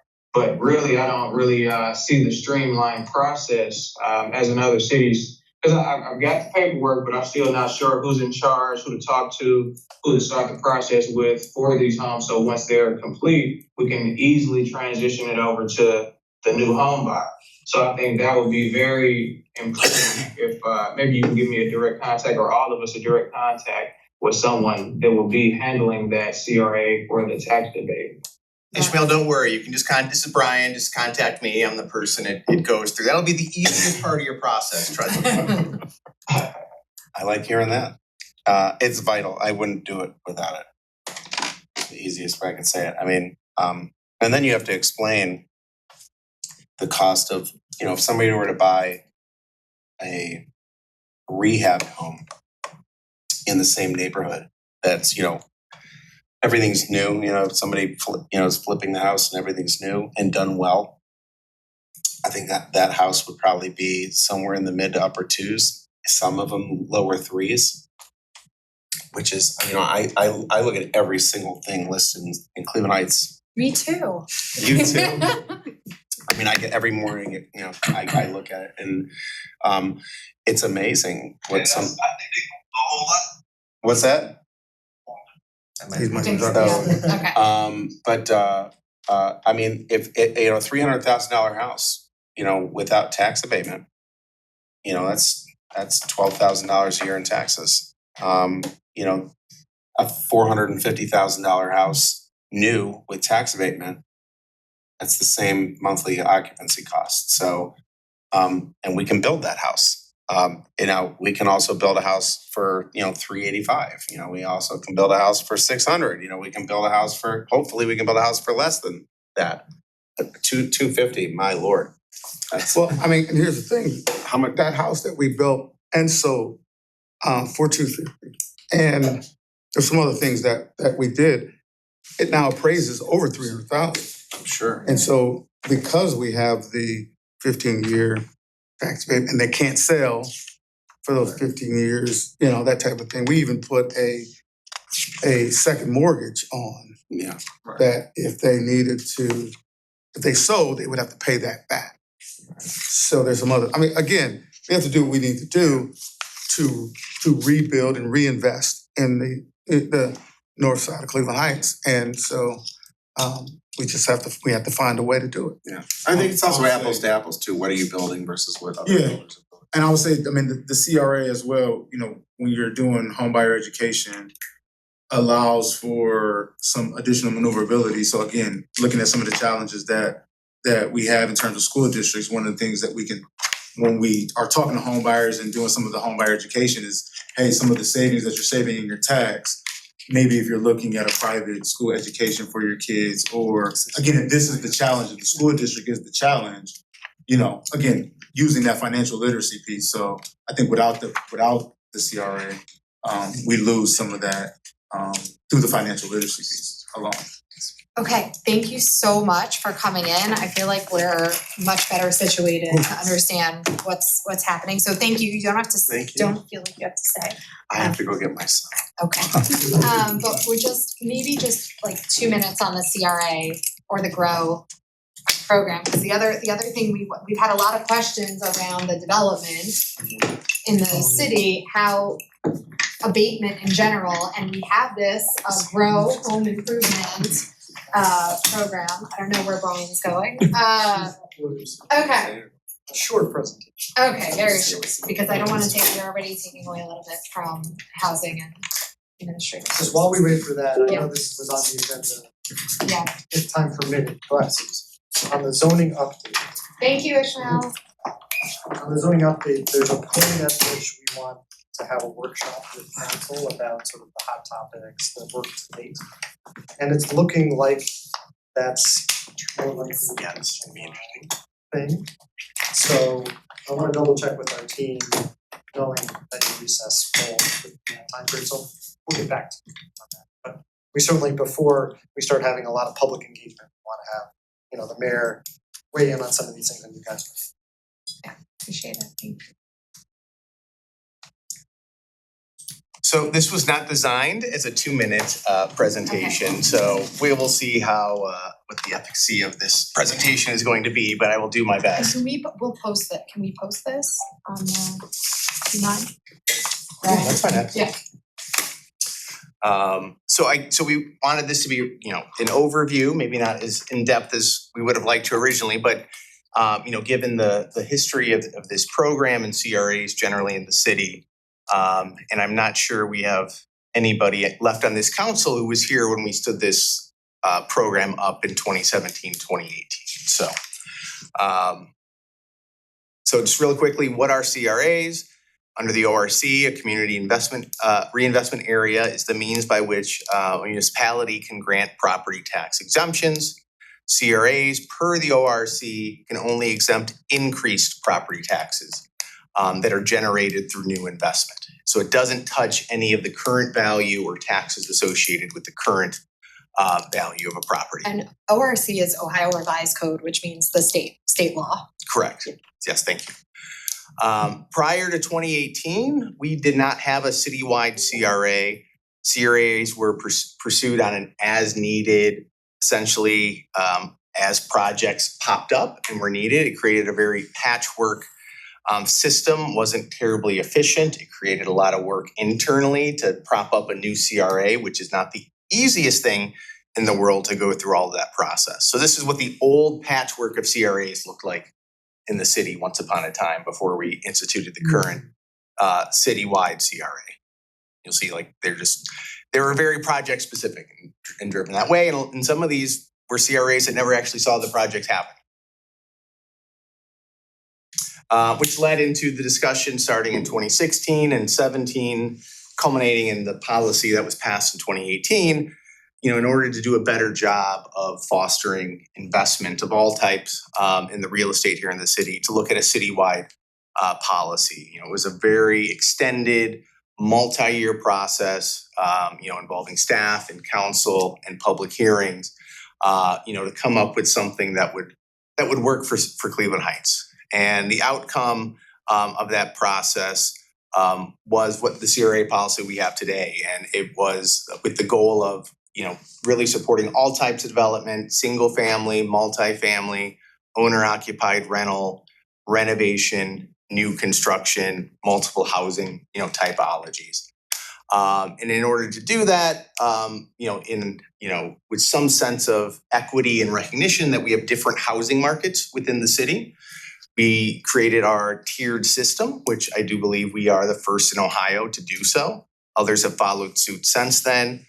But we were the first ones to roll out a system where it responds to driving the most incentive to the areas that most need it. And conversely, areas in housing markets that might not need as much incentive, would get lower amounts of tax exemption and tax abatement.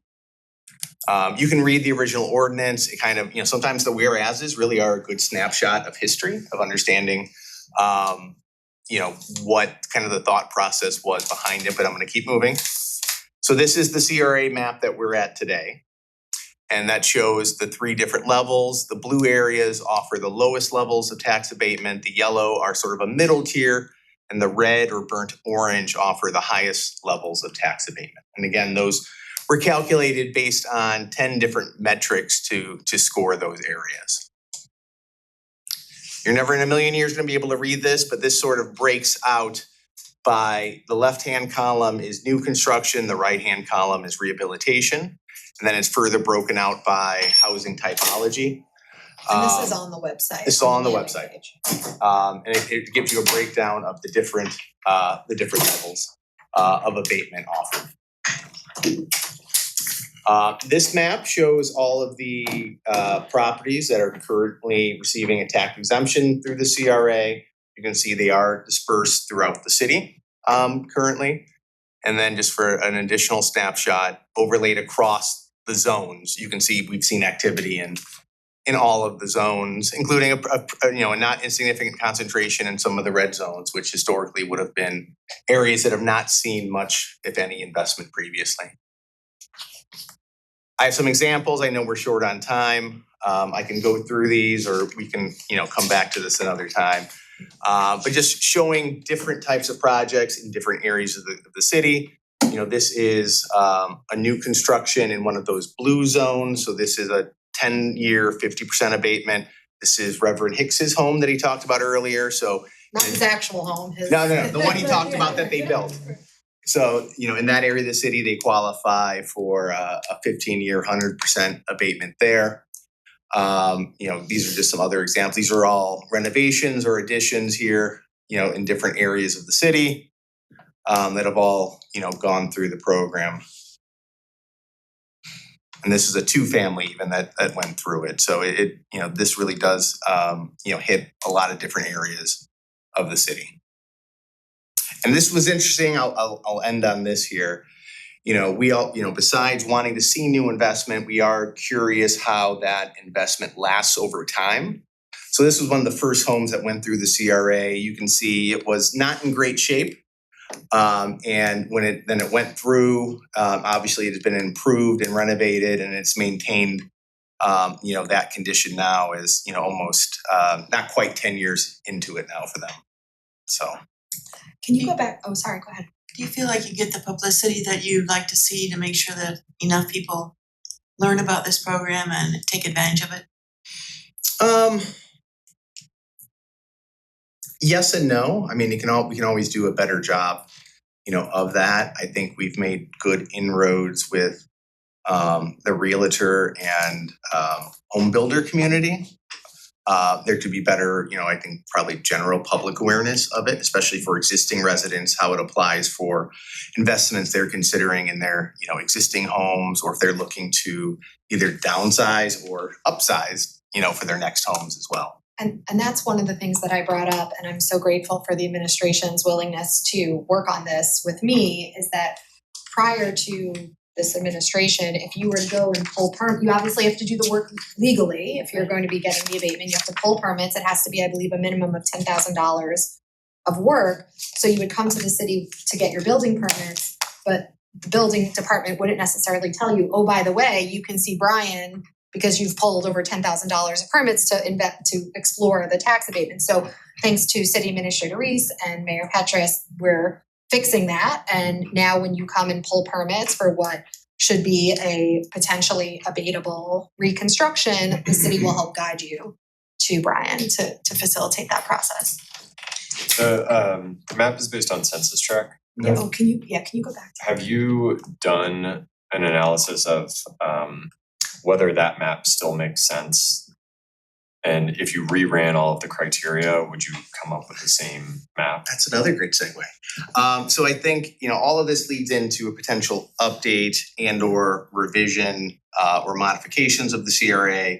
And that is one of the things. We're already in the process of running the new numbers and get a sense for what an updated map would look like, as well as starting to think about what tweaks or modifications. I think we did a really good job when we set up this program. But when you're doing something without a net, you don't know what you don't know. So I think there are some, administrative and just time issues. You can make changes to programs to make them better. And that was just, sorry, Sarah, just one, that was my impetus for really bringing this forward. And one of my overarching goals is that this program is now 8 years old. You can see from the map that we may want to incent more, more abatement in areas that we feel have been struggling. I mean, we had COVID in between since this program was developed. And so this is really meant to be a kickoff of a much longer process to review the program together as council with the administration and see how we might update it for our current market conditions and current needs of the city. So sorry, Councilwoman Stone. Are you considering, I know you have different standards for renovation and for new construction. Are you considering bringing those both into alignment? What do you mean by I mean, standard? different I think I would like to start from like a clean slate, like what everything's on the table. That'll make it probably a longer process, but I think it's worth with so many changes. And I would also just to follow on that, just slightly and on Joe's question, I think given the fact that neighborhoods do change because there's been investment in them, it'd be worth just deciding whether some of these neighborhoods still need the level of Which is why we want to rerun the data. So the program is 8-ish years old, which means given when we started the process, the data is probably 10 years old, at this point.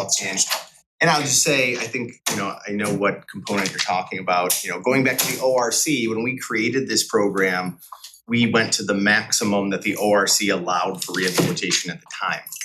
They've since increased that amount. So that is one of those areas that we can come back to and, have on our radar. Okay, thank you so much. Really appreciate it. Thanks. It wasn't quite 2 minutes, but I did my best. You did great. Thank you. Okay, so I think we're on to housing. On to housing. Okay, great. Law Director Hannah has joined us. I'd like to ask council members if you could look at the memo that I sent you via email. Just is going to be a guide for our discussion. We are going to be discussing guidelines and policies relating to developing ordinance to regulate short-term rentals. These are commonly Airbnb properties. And what we'd like to do tonight, rather than digging into the draft legislation, is to bring some policy questions to council for your input before we get into the final drafting stage. So if you have Director Hanna and I just spoke before the meeting, and Director Zamfin, we're just sort of gonna march through these questions one by one. Some of these will be easy to deal with quickly, others may require more discussion. Are you talking about the, It's an oh, email. okay, not the Not the legislation, we're not. not the little cutouts that we No, so comments. you want me to just go ahead? Sure, yeah. Okay. So some of these are, as I said, quite simple questions. One question that came up as we've had people review the grant is we really are putting the mayor in charge of this program. The mayor, meaning the mayor or whom he designates to be the individual who would grant or renew or deny registrations. It really, the argument behind this is it gives the administration the greatest flexibility to make that determination. I just want to air that from all, yeah. So my question is, what if you have a mayor who is making this decision, and we know people in the, we know residents here, and I raise this as a concern about, mayor might retaliate or unduly revoke something, not this mayor, but one mayor in the future might abuse the authority. So how do we protect against this being a purely one person administrative issue? But it's a designee. It could be Could be. designate the housing department. I mean, Oh, well, that Could be. could be, but We don't. yeah, no, it could be housing department, it could be building department, it could be a community development type role potentially, or even community relations, depending upon what's happening in the city's current staffing and departmental structure. So that's the idea. I mean, that concern exists with any regulatory scheme, I think, and it's a legitimate concern, but there are courts that exist to guard against those things, both in terms of seeking criminal penalties and also in terms of abusing a process with regard to the civil enforcement structure that exists. so you feel like this is either insulated from impropriety or there are recourse for an owner? Until we have until Grok can be a mayor, I think, we've got human beings involved in all these situations, and I think that the structure allows for the most appropriate person to be designated for different roles within the enforcement regimen, and that works well. And I think we looked at a number of examples of other ordinances, over the last couple of years, and I think this is consistent. Okay. Next question is about the length of defining what a short-term rental is. So just to put some context on this, the state of Ohio has a draft statute that that is pending, and there are numerous other municipalities in Ohio that have defined what a short-term rental is, and for the most part, that definition is a rental property that is offered for less than 30 days. After that, it tips over into a regular rental. And we've had some discussion about the limiting the other end, making a minimum, defining a minimum stay. And I've both spoken with the police chief and the law department, and we wonder about the enforceability of, for instance, doing away with one-day rentals or saying that you cannot rent a property for one day. And so one option that we would consider that we think would really insulate or deal with the problem that this is intending to deal with, which is parties, one-day rentals that get out of hand, is to have an occupancy standard. In other words, to say that define occupancy by maximum occupancy by 2 individuals per bedroom in the house plus 2 more, which is an immediately enforceable standard. If a police person is there on scene and there's 50 people in the house, that's easy to figure out versus how long did you rent the property for. So I wanted to just open up that discussion about if there are thoughts of making of defining the property, the rental property as the less than 30 days standard, and then the notion of the occupancy. Anybody thoughts about this? Well, first of all, I approach this as like, what if the house was next to me? Mm-hmm. That's what I think about. And I also, just kind of an overview, I look at this as, you certainly don't want to do anything that would hinder law-abiding property owners that want to make some money off of a short-term rental, which I have no general problem with. The only thing is, you invite people over, you're not an occupant per se, but you're a guest. And I don't know how do you parse, how do the police parse that out? I mean, they're, okay, you got 3 bedrooms, so you got 6 people staying there. They invite, 20 other people to come over. Is there some restriction on how many people they can have over as guests? I mean, currently there is not, but that gets That's what the occupancy, that's what, by the way, what Cleveland is. I'm asking, what's the difference between is there a difference between an occupancy and a guest, and how does this? Right. Okay. Right. No, I think it's a legitimate question, and it's one of the things that's challenging to deal with in this context overall. Meaning that a lot of times it's not necessarily the fact that it's a one-night rental that creates the problem. And if you have somebody who's bound and determined to throw a huge house party, and maybe they're collecting money from people who are coming to attend, and these things happen. In a different community, I had a situation where there was a private residential property pool rental that was going on. And people were renting out this very large, lovely backyard and pool and patio and charging money for people to come in and having huge parties. So analogizing that here, if somebody's going to have that kind of a party, saying that they can only rent for 3 nights or more may not stop them anyway. They might say, fine, we'll rent for 3 nights and we'll use it the night that we want to and throw our party and move on. But we have existing ordinances in the city that help to address those nuisance problems. We have some additional standards already in the ordinance that are stricter, such as the requirement that noise not be audible off the perimeter outside the boundaries of the property itself, which is stricter in most cases than the typical noise violation ordinance would require. So it's an imperfect approach, and I think that's the approach that the councilwoman is describing, and we haven't yet sort of reviewed the Cleveland draft systematically. That's one of the things we want to do before putting more final language together.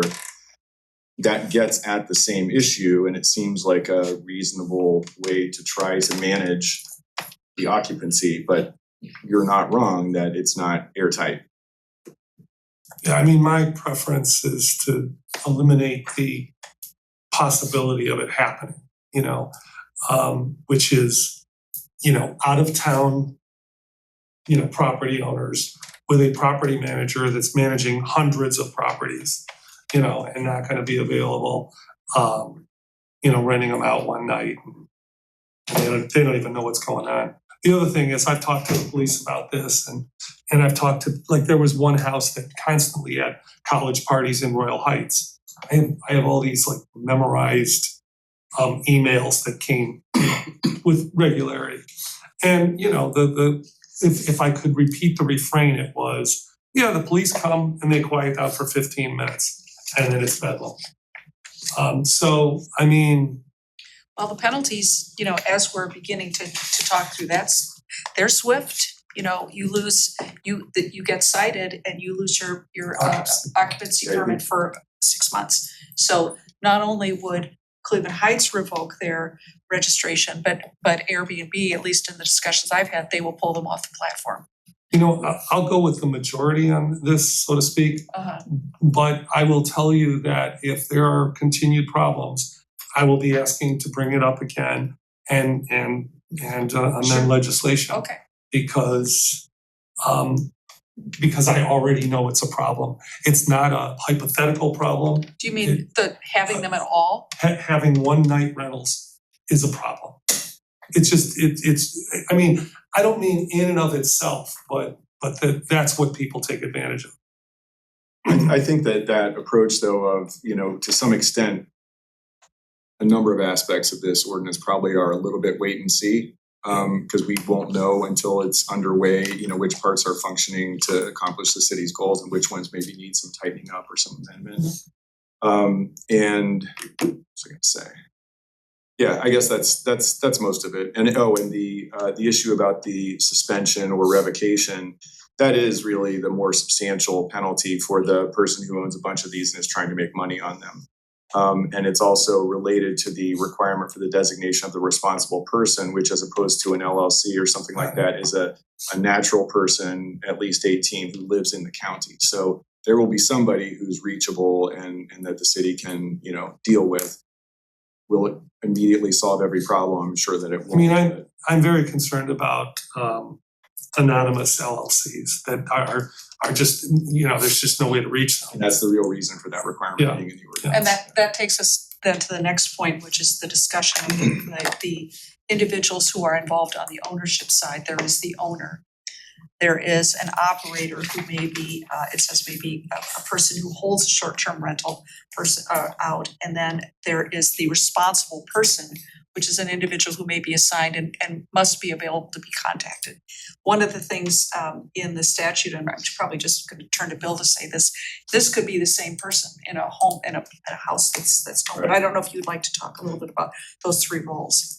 Well, right, so I think you described them accurately. I mean, the owner is the person with, you know, title to the property, person meaning a natural human being individual or an LLC or some other entity. Same for operator, that's the person that, you know, is listing it for rental. But the responsible person is an actual human being of a certain age who lives in the county. So it may be that, you know, John Brown owns the property and operates it and is also the responsible person, you know, designated in the application for that purpose. But it may be J. Brown Co., you know, LLC, you know, out of state, et cetera, in which case you just keep drilling down. But we thought that it might help to clarify those roles if we expressly provide that it may be the same person. And also, I think this was in Councilwoman Cohen's comments on this draft, but sent a little bit a couple weeks ago. We can also provide that, you know, the operator only needs to be specified if it's different than, you know, we can do some things in the application form that would help those three concepts work together in a more clear way. But the only person that can be sanctioned is the owner, correct? No. Okay, that's good to know. If you have an owner who is just a name, which as I've said is next to me, who's going to do that drilling down to find out more information about the owner? Does the housing department do that? When they applied for the registry, is that when that happens? Is that they've got to give you full information about the owner of the property? Yes. And I'll just add that I put in the red line that the owner shall be the registrant for precisely that reason. Thank you. Right, because it should, like, they could designate some random operator and they'll go through this whole process and you'll still never know who owns the property. So that was my feeling in just distinguishing it. That's very important. And agree that they could be the same person if they aren't. But if it's not, and if it is an LLC, then that's where that suspension revocation mechanism becomes more useful because it's less about tracking them down and, you know, hauling them into court, so to speak. It's more about cutting off the revenue stream. And so they're incentivized then, even as an LLC, to toe the line. And they're the ones that will file the registration, the application for registration. Moving on, we talked a bit, I know these are smallish issues, but we want to make sure they're aired. We talked about the parking infractions related. People are concerned about cars in driveways and cars on the street. We tried to mirror the parking regulations for the city of Cleveland Heights. And also call out that there can't be more cars than the property owner's listing provides for. And Councilman Posh had previously brought up, you know, remedies if the guest goes and parks in somebody else's driveway. So we will incorporate all those aspects into this ordinance, but I just want to make sure you're philosophically in agreement with that approach. Especially if we've already got it in an ordinance and That would be my concern of why is it needed in this if it's existing ordinance? Reiteration? Just to reiterate it. Can we just cross-reference back to the parking? Like We it's should not, just make it's it a not code. legal to park your car in someone else's driveway. It may be of use to an owner that may not be in town to know that that's what's in the Yeah, I think that's the issue is you're right, I mean, it's illegal and somebody should be towed and cited for that. But that doesn't necessarily, unless we have it here, again, implicate that suspension or revocation penalty. Okay. So what we're proposing is to put, that, it would include parking, but it would also include other unauthorized entry onto a private property within 500 feet is what some of the ordinances used. We thought that seemed reasonable as a starting point. And these mirror existing ordinance, they're not different? So other than In terms that of- provision, it incorporates the city's existing parking ordinances, yeah. There's the list of certifications that has to be attested to by the owner who's registering. We have I think that 749 is, I just wanna make sure parking is in there, which I think it is, but if not, let's make a note that they should certify. And I think you had also commented about the chapter 553 nuisances, I just just sort put of. in the code reference, Yeah. yeah, because I think it was just listed as the nuisance ordinance, tell them. Well, and also it, the way that it's written, I think we would end up revising it a little bit to say as applicable, familiar with and as applicable in compliance with. Because you're probably gonna be in compliance with all of the disorderly conduct type ordinances at the time you're submitting the application, but down the road. Okay, we are good on that. So moving on to registration, Director Sampson, Assistant Director Butler and I had met about this several weeks ago, and the registration will be in the housing department. I don't know if you want to say anything about that. Yeah, I mean, there was a couple different ways that we were talking about, maybe doing it on a 3-year or annual kind of registration. There's some advantages and disadvantages to both, but I think we were typically leaning towards an annual registration that matches our current occupancy registration. It can be updated a little more. We'll get more information on a more routine basis. Well, we were thinking, and this was a suggestion in some of the comments, of making it very easy for somebody to essentially say, hey, nothing has changed since my original Yeah, application. that was in your notes. Right. Yeah, and the other thing is that if you, with the no registration fee, what do we have a registration fee for businesses? Or any, when businesses, do we have anything like that? So Yeah. I mean, this is essentially a business in someone's home, so I think there was a suggestion from staff for no registration fee. I mean, I think we need to give some sort of. I think the conversation here was more fee versus the excise tax. Because we'll be taxing them. Tax terms of More ensuring that people the that- city's right, not out of pocket by $50 or whatever it administering is. this. A fee is one way to do it, but it's got its own challenges, whereas We're the talking about tax. 140 properties, so the, a nominal fee is not gonna do the same thing, yeah. So Is that true? Do we know that? Airbnb, that's their population, Clear Heights, Yeah, 100, but we don't, 140. yeah, but we don't know short-term rentals generally, right? We do not have that information from the other platforms, that's what we have from Airbnb. That's presuming that if you wanna have a short-term rental, you have to list it on Airbnb, so right, pretty good. Yeah, but there's a few others. There's gotta be VRBO, Yeah. We're working on that, they're Yeah. they're a little less Yeah, I mean, that's. familiar, so. The next question we wanted to get to was the level of liability insurance. In many of the statutes across the states, it's 300,000. Cleveland just added $500,000 level insurance. We've had suggestions for higher amounts. What's your pleasure, council, on this one? Do you have an opinion? I know you had recommended even higher than the million that was in the Did original I? draft. Now I'm not, Does anybody have an idea of what a premium would cost for an annual?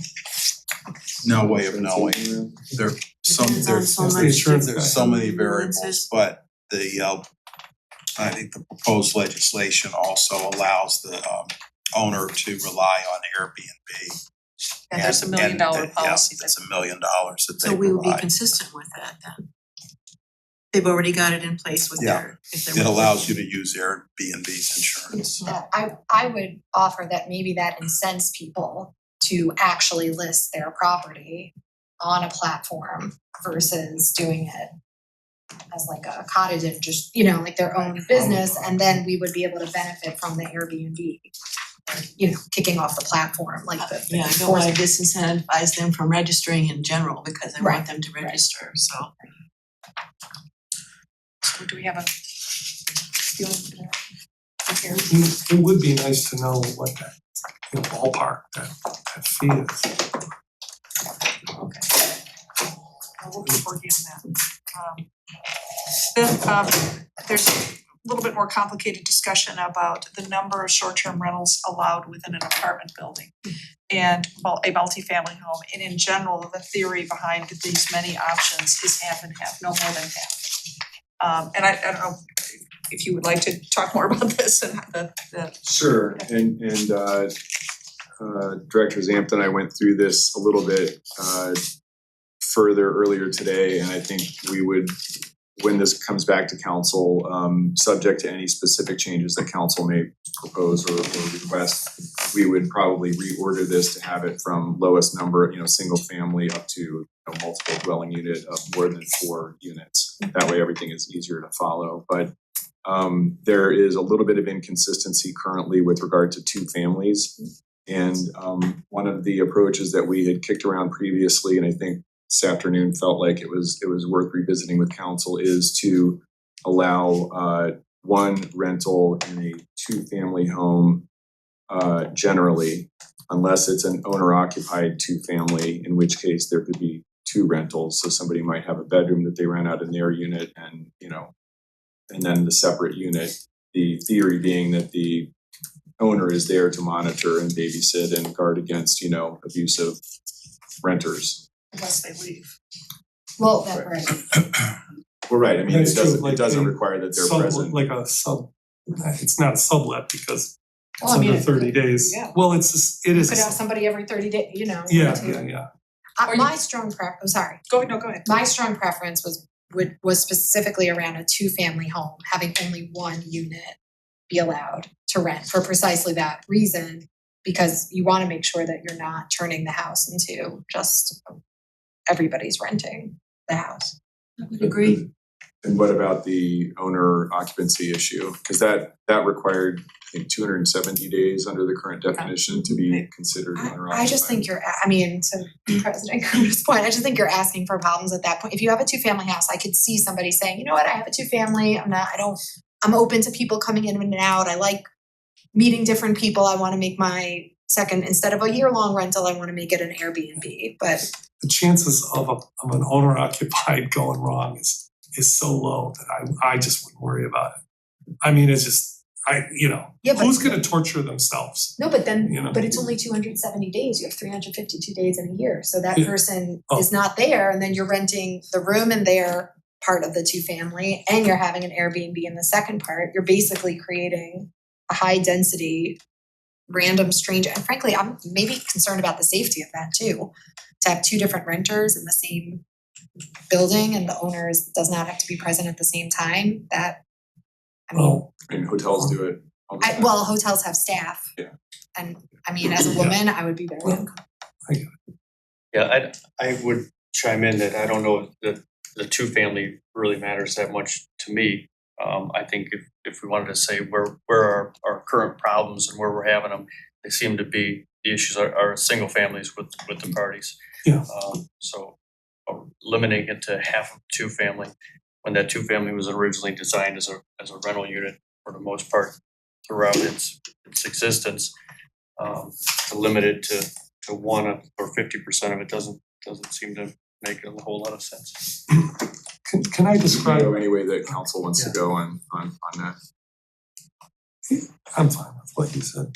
So let me describe one of the problems and then, I'm gonna apply it to this. So there's a house on Grandview that has 4 units in it. 2 of the units are year leases. 2 of them are Airbnbs. what the complaints that have come my way are people, you know, coming in at 1 o'clock in the morning and taking their luggage up, kaboom, kaboom, kaboom, kaboom. You know, that sound of luggage being dragged up and down stairs, that is a problem for people. You know, and I'm gonna just go out on a limb here and say, I don't think there's anybody who rents, who wants people coming and going like that. I just don't know anybody like that. That's like, yeah, the more people coming in and coming out, the better. I don't know anybody like that. So when we look at this, those are the ones, the mixed ones, where we really need to think about the people that live there year in and year out. You know, restrictions on when you can come in, you know, I mean, I know this is a part of this particular legislation. You can't have people coming in and out where you have got, you know, long-term renters there and then people just, you know, kind of coming and going at will with no restrictions on hours or anything. Wouldn't that prevent any short-term rental in any multifamily building then? Any multifamily wouldn't prevent it. I'm just saying that's what needs to be regulated. I don't say outlaw it. I say, okay, if you're going to do it, if you're going to have mixed rental and Airbnb, that's where I think you need to get into more regulation. I think that's gonna be hard to regulate. I don't know that there's a legislative fix to regulate noise complaints of someone walking in and out of a building. No, I don't think it's walking in and out. It's checking in and checking out. I think that's the thing that you want to regulate in those kind of situations. I don't think it's an apartment if it's an apartment building, I don't think you have those. I don't know if you have the same. What was this, the scenario that you just described was a 4-unit? 4-unit house. Oh, a house. It's a house. Okay. With 4 units in it. It's on Grandview. I mean, I'm not outing them. So that's what I was thinking of, the smaller apartment buildings there too. Yeah. And, you know, that's a problem. I mean, you need to. I don't know, to Councilman DeWitt Foy's point, I don't know if you can regulate to that specificity because the enforcement pieces are around like the nuisance and like violations of codes, and we don't regulate hours that people can enter and exit their homes. So it would have to be a noise complaint that would rise to the level of a nuisance, that would rise to the police being called and citing them. Or a matter between the landlord and tenant. Right. That's what I was thinking. I mean, there's a long-term solution isn't the right answer necessarily, or maybe it is, but a long-term process that could play out where people have a hard time renting and then they cut back on what they're doing. This is the problem I was saying. I mean, you know, this landlord that I'm speaking of lives in Australia. You know, these things get out of hand. But if he has tenants, yeah, he or she has tenants, yeah. It's challenging. It's challenging, but so the current language would allow 2 short-term rentals in a 4-unit property. And if council wants to address that differently, you know, we can draft it up that way. Would there be a spot in the legislation where you could put that kind of a requirement in, that the owner has to make sure that these people coming in don't enter it late at night? I'm with Councilor DeWitt Foy, I'm trying to figure out how we would legislate that, or which portion of this legislation would be pertinent to that. Yeah, I think it's challenging. I mean, we can give that some thought. I mean, soft-sided luggage, you know, not coming not coming in or out. Carrying it up instead of thumping it up. Can they bring groceries in, you know, as opposed to or dogs. So I'm not completely certain how it works, but we could give some thought to that. Does a long-term renter have the same restrictions? Let's look at the Cleveland legislation and see if there's guidance there that we can, because I'm sure that's a current piece of legislation that's going forward, so let's take a look at that. In our ordinances, a 4-unit building become a commercial property and a 3-unit is classified as residential, or is it at 3? At 3. At 3, so at 3 it becomes commercial? No, 4 becomes commercial. 4 is commercial. 4 is commercial, okay, so then I think that's the right cutoff, 4 and up. How For so, that what do you mean? I'm sorry. So a 4-unit building is a commercial That is property correct. versus a residential property with 1, 2, or 3 units. So I'm agreeing that I think a 4-unit building is the right cutoff for having 2 short-term rentals. So that could be one solution, is to say that in a 2 to 3 unit building, you get 1. A residential Yeah, property I versus like a that. I commercial. think that's something we kicked around today as well, yeah. Okay. So then you don't cross over into 2 until You get to a 4 yeah. unit So you building, get then 4 more. that's a defensible. And then above 4, there's a formula in here which is 2 plus 1 for every 5 units. 4. Okay, 4 above. beyond, So we will clean that, get that. I think that's great. Okay, all right. Last thing, oh, sorry, go ahead. There's one thing that we wanna take a look at when we come back this time.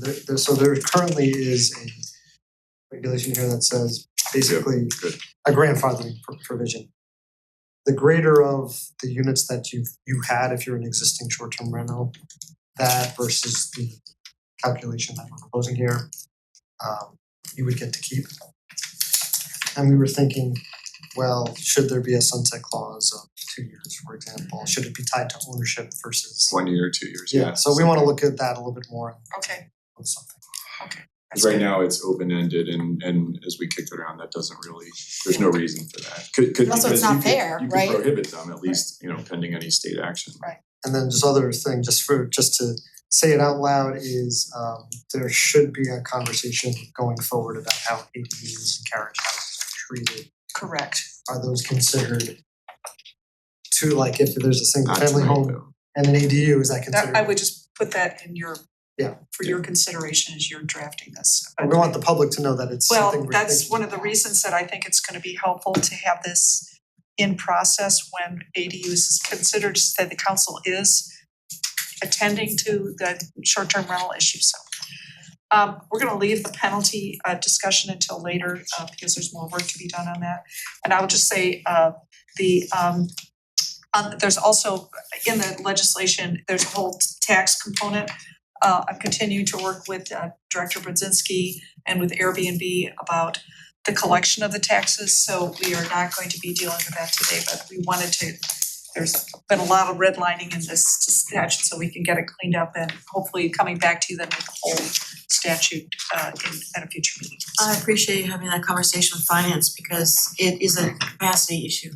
Well, if we are successful in with Airbnb collecting They the tax collect and it. just remitting it, there will be less Not a work, big but we don't know that. So far, has he been optimistic about it, Director Brzezinski? I have not been able to get a second of his time, where he's doing some research with other cities Good. before we have our conversation, so we have. Cincinnati, one of them? Do you know? I do not know, but he's reached out to other cities, but anything further from you all about this? I don't think so. Did we discuss disclosure to neighbors when an STR establishes a business? I don't know, and Like obtains or registers, yeah, I don't think so. It's one of the comments I think that was circulated is having and noticing Yep. component. So the residents that are already there know that that's what's happening. because when they don't know, somebody could think people are breaking in, In many of the smaller cities, there is they do it as a conditional use and have a conditional use hearing.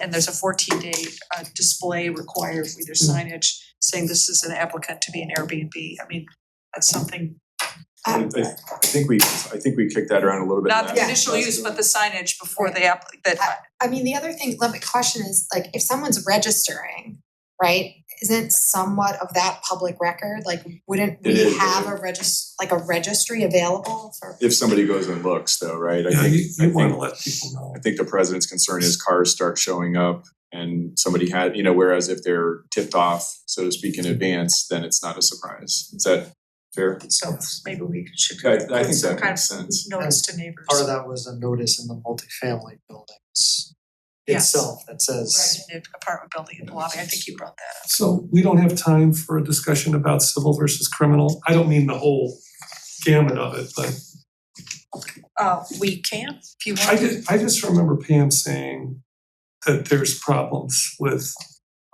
civil. I mean, I think the criminal She's the penalty prosecutor, by the provision is, well established and easy for courts to understand, easy for the city to work with, easier for people operating under these regulations to understand arguably as well. But, I mean, to me, it seems like it has no teeth then. The real teeth is you have 3 nuisance violations and you get Agreed. revoked. Yeah, agreed. So, I mean, I guess I was raising the question like, are we? So that's, I don't think, we're not contemplating that going away. No, but I'm so if I'm understanding it correctly, the whole point of the criminal penalty is that you get a misdemeanor, or then you get 3 of those, and it's 3 strikes, you're out. But what's the, aside from everybody else doing it on the criminal, what would be the? Like failing to register, operating an Airbnb or operating a short-term rental without having registered would be, a new criminal offense each day that it persists. I think some of the ordinances out there that are, counterparts would say the first one is a minor misdemeanor or something like that. And then once the notice is issued, each subsequent day that it continues is an additional minor misdemeanor, so that there's a strong incentive, even if it's maxed at the $150, limit for a minor misdemeanor, that adds up pretty quickly. And so it compels people to comply, to, get with the program. And Just adding to that, thinking about how this will roll out, the idea would be we would get this legislation shaped before the break, hopefully, have the readings and probably a public hearing in the late summer, early fall, enact the legislation in September, and then there's a 90-day registration period, and that gets us to the end of the year.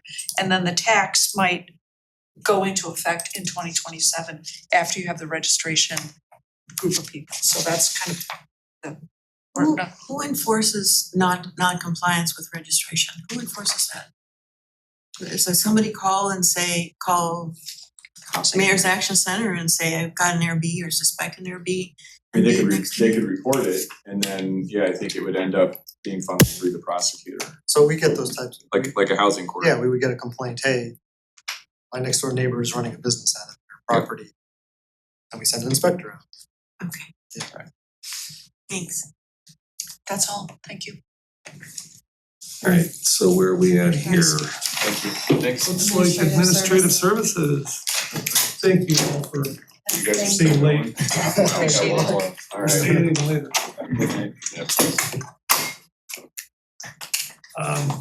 So we got, what do you wanna do first, Craig?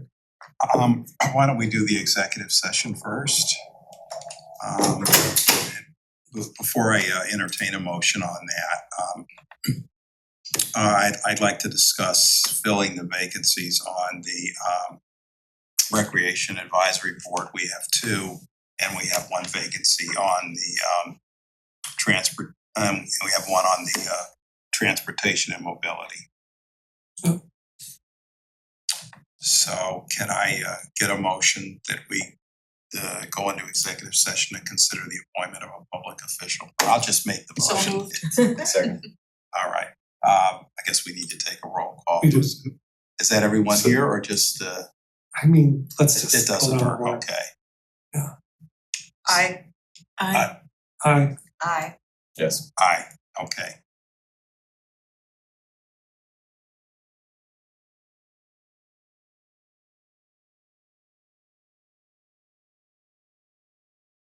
Okay, we are back from executive session. Councilman Cobb, carry on. The remaining portion of our agenda is a continued discussion of chapter 111. We're up to 111. Well, we did the consent, I think we finished with 111.13. You know what? Action of council. You said 13? Yes, I'm just pulling up the. with the ayes and the nays and not yeses and nos. That's the last, or actually, because we have 30, I think we actually got through to 15 because we said we did halfway. And we were gonna start again. Yes, I have an arrow You here have an for arrow, yes, one, for for 16. 16, Okay. yeah. So we're not on action on council? No, we finished that. We had a question for, the question we discussed for action of council was, yes, does it create a loophole for council members? This is, because this will be the red line and the questions that we send to law department. Okay, so, all right, so as long as we are, because that was, So on 1116, here's what I proposed or will propose. Maybe we change it to preparation of introduction of ordinances and resolutions, maybe add the word introduction. And we could start with the memo that I wrote, you know, I don't know, Addie probably has it, I actually don't. I probably have it somewhere, but you know, we kind of massaged that legislative process thing. The whole idea was, you know, what you have to do, you know, in committee of the whole, or I don't know if it'd be relevant for committee, but. Well, and I made a new draft following our workshop Right. and it's with Bill. So that is still, I don't know if that's. But so what I'm thinking of is whatever we do, we kind of like use that as a Shall follow template. the agreed upon process. We can put in the rules Yeah, like just, adopted by. you know, once we get this back and just use that template. I mean, I think we had agreement on that, but even if we didn't on every point of it, you know, once we get it back, I think we're gonna need to revisit it to make sure everybody's okay with the language. But the general idea is that, you know, that we don't have people introducing legislation without some agreement that it could go forward because we don't wanna tie up the law department with something that's never gonna pass. And then the question just became, well, okay, what are the different methodologies we could do that? Now that we're doing everything in committee of the whole, we're actually cutting out that whole incubator committee thing, which I didn't have a problem with, but Which I believe is also not in the draft that I sent to Bill, so it's consistent with yeah, the current. but we're cutting, you know, we're actually speeding things up. Yeah. At least if everybody agrees in September that this is the better way to do things. I do have a question and I don't know if it even fits into any of the items that are already in there in 111. Currently, the committees that I work with, transportation, mobility, and climate, environmental sustainability, they are each working on pieces of legislation. The Completing Green Streets is still being discussed and analyzed, but council already agreed to move it forward. Climate and environmental sustainability will be coming with a piece of legislation to develop a tree commission, authorize a tree commission. Do we need to include any mention in here that a piece of legislation could come out of a citizens advisory committee to council and be considered? I wish Bill was here. You know, they can't introduce it, but I think you need to find a council member that will sponsor that and then. And that would not be a problem in this case. But I don't believe that we can that we should codify or permit any of these advisory boards to be able to submit legislation to the law department to draft.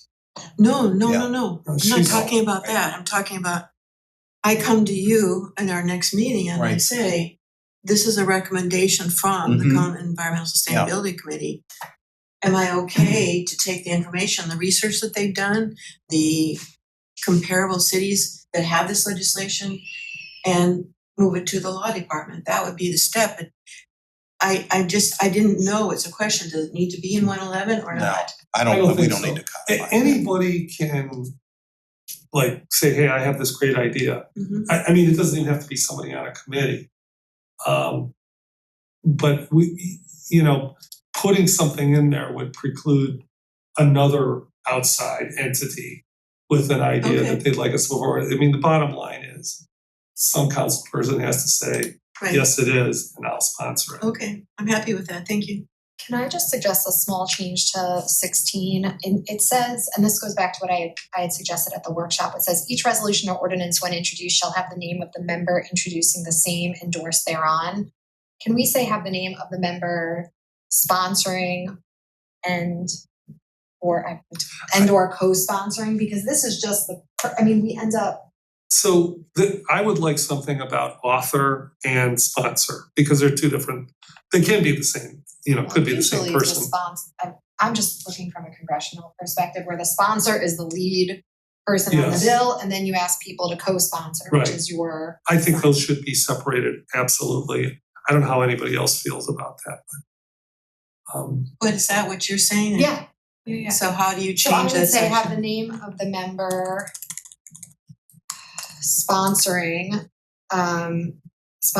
the same endorsed thereon, and any co-members at co-sponsoring as applicable. And then period, and you could just say a number will and be have- assigned by the clerk. Yeah. Otherwise, it's just too long and bulky a sentence. I've never met a run-on sentence I haven't loved. Is this something we need to have Bill weigh in on? I Well, mean, he's is- gonna weigh is on there everything. legal significance Yeah. between introducing and sponsoring? Well, that's why, we use sponsor all the time, and I think. I mean, that's the next step. We do this with Bill. We send it to him, and then we sit in the room and go over it again. Like, that's gonna be a blast. I think it'll be great. It will be great. I'm just being sarcastic for no reason. Being dorky. Okay, so that was all I had on that. I don't know if we want to move on to 17.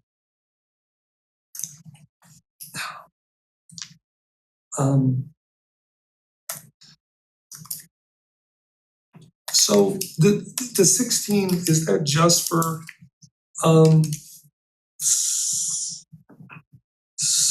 council sponsored legislation? This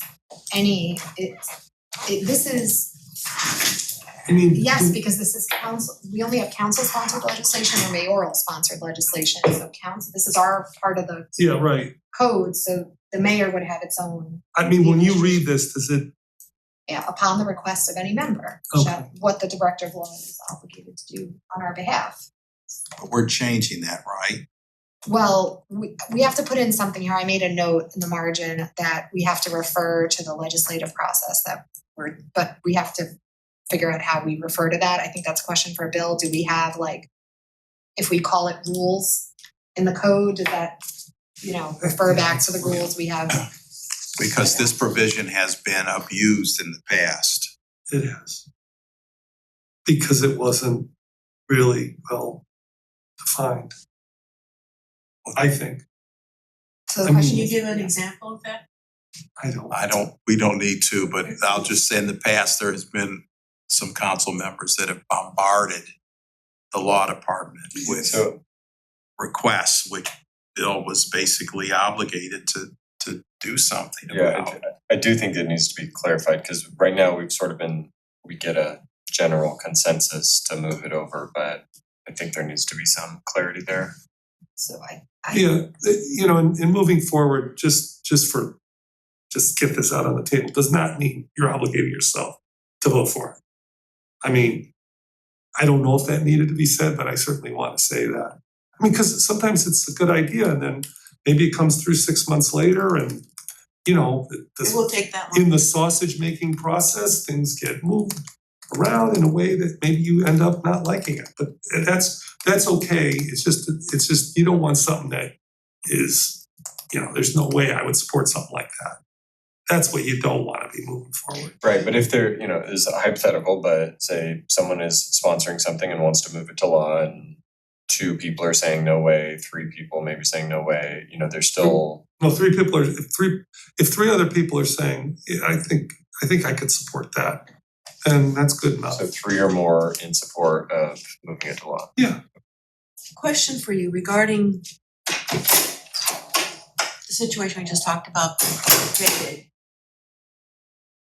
One of those pieces of legislation had a $100,000 ask Now, do we, as the introducing counselor, have the obligation to get information from finance that says, yes, this money is available? Well, in my process, I think I put something in there that you have to consult with the administration and we have to. Does that need to be in here?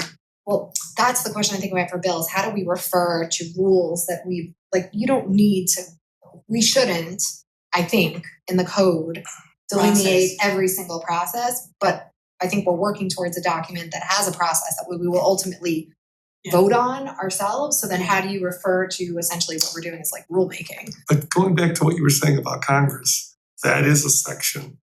No, well, you would have rulemaking, you delegate to. No, wait, let me finish that sentence. There's a section where you have to put in the cost, the estimated cost of the bill. Well, now And- you're talking about something you're talking about. Well- The process for introducing, you're talking about what has to be in the. No, I'm saying in the introduction.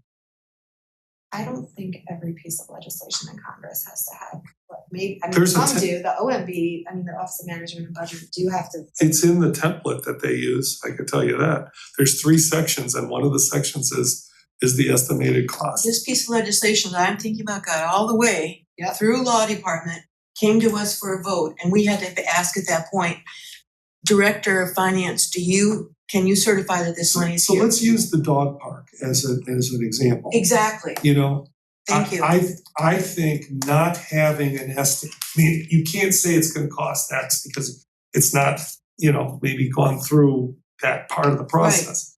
But you have to, I think you have to have an estimate, right? Cause otherwise, what are people saying? Yeah, yes, I'd like to move, I think this should move forward. Really, with no idea what it costs?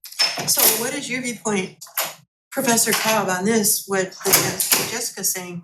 We have, if we get our processes formalized, and that includes, you must verify with the finance director that these funds are available. Could we reference in here the rule? I talked to Bill. I don't know that it's necessary. Because as long as they're unencumbered funds, I mean, council could, if you had a majority of council members could. I don't think that's the right question. I think the question is, do we wanna have it disclosed before we say yes to move it forward? Because that might enter into people's decision making. So just in here, we have, and this is draft that nobody's seen yet because I'm just trying to get Bill to opine on it first, but it has a law department response. Maybe I will also add like a finance department consultation as part of the process. Yeah. And then we would, and then the idea that I had maybe putting it in the code would be the director of law, hold on, I lost my marginal comment. Say the director of law upon the conclusion of the legislative introduction process as agreed to in council's rules or something like that, like then shall draft the form of proposed legislation. So have it. Any ordinance or resolution requiring the expenditure of funds shall, bear some certification from the finance department about the availability of funds or something like that. We'll start again from the beginning, so I can't repeat that. The tape is running. I'll go back. Okay, I'll go back. As of 8:19 PM. No, in any ordinance or resolution requiring the expenditure of funds shall require approval from the director of finance as to the availability of funds or something like that. Verification. Prior Not to approval. Yeah, prior to approval? Prior to introduction. Can we? Yeah, because this is preparation and introduction of ordinances and resolutions. So you're adding that, which is fine. I'll also add it into the other part. And yeah, if there's unencumbered funds, council can say, well, we've got $20 million. Surely we can use 100,000 of that. But the way that we are trying to work collaboratively with administration, I think the buy-in is the finance director says, yes, those funds are available based on what he understands about how the mayor wants funds to be. I think the question for Bill on what you said is, because you said certification and then you said approval, like the question is like, what do we need? It doesn't have to be like certified, but like we need something that shall require the opinion. So Consultation. okay. So I'll put in consultation and then I'll flag it as a question. Okay. Thank you, appreciate it. Sorry, we went backwards. No, it's all right. I mean, that's, do you wanna put a time limit on this? You mean our meeting? Well, You yeah, mean this evening? Cause we've been here a while. I know, I'm just like, Yeah, I mean, I'm maybe my another, batteries run maybe down. another 20 minutes or That's something. I don't even minutes, wanna go 20 Okay. minutes. Time Maybe 8:30. It's, alright, let's do one more. It's, Oh, yes. Maybe two. Okay, maybe two. Well, then, I don't have anything for amendments, but 11-17, listen, I'm only going because I have something written here, but everybody jump in the pool whenever you want. You know, the first sentence, the first part of the sentence, each resolution or ordinance upon introduction shall be referred to the appropriate committee. I mean, we're not necessarily doing that. I think we need to change that to may, because it's, I mean, we're I not gonna tie agree to ourselves that. to, like, you know, Process that. I mean, yeah, it's just, but then later on, it says, except in an emergency, no resolution or ordinance shall be acted upon by council until it has been so referred. I mean, I'm okay with that shall, but you guys go ahead and jump in. Because there was an emergency. Well, That does though require if it's not an emergency. And then now we're discussing everything in theory in committee of the whole. yeah, so have at it. So, I mean, it's- you know, Committee that of the whole the same? I mean, it's committee, right? it's a committee. I This just is a pilot program, remember, so what we're doing right now is pilot. shall be acted upon. You know what, let me look at some other cities to see how they got this. So it could be May. Because this has not always been passed to the letter. No. Yeah. Is it reference of proposed ordinances? No. A referral? I don't know, just.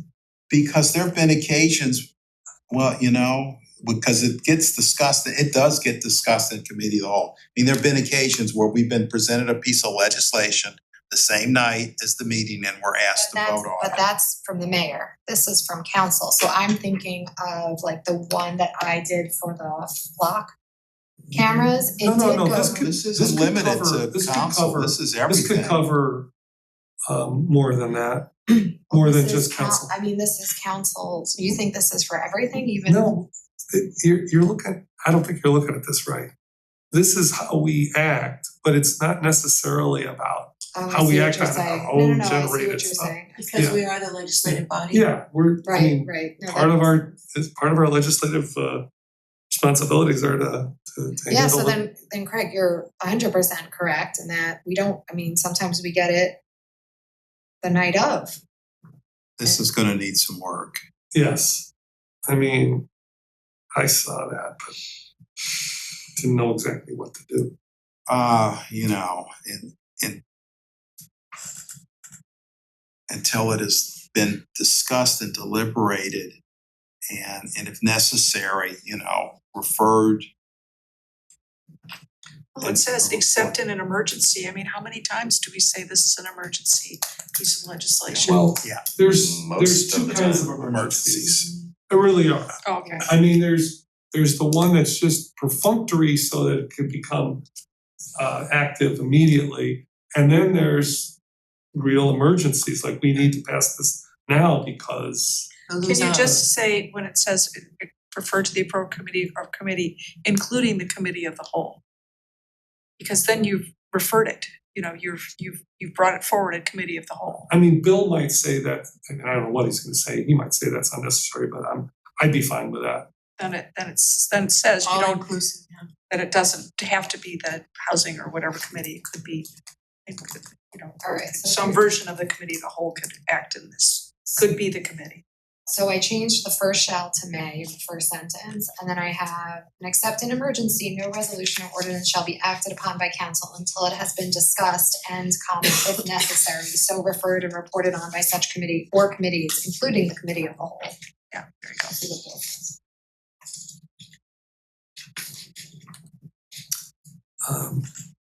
amendments, I didn't see anything here, but please. Why is that? I mean, something must have happened to that allowed the committee, not the committee, the whole, but a committee, to alter an ordinance or resolution after it had already gone through all the processing? I'm trying to understand what the intention was here. This one does not make sense to me because it should be in committee when you're amending the bill to come out. Yes. To be a better version. I mean, Schoolhouse Rock will take that. You know, just, I don't, But it says, no, we shouldn't do that. I would just maybe take out the first part of the sentence. So this would be for legislation that's already been introduced. It's already been enacted. It's already. Is that what? Vetted by law. I think the no ex post facto laws thing would apply here. No, this You is know, like before we cover- voted. Yeah. Or are we on, 1950. are we on 18? We're on 18, yeah. Yeah. 1950, there you Oh go. my goodness, yeah, you're right.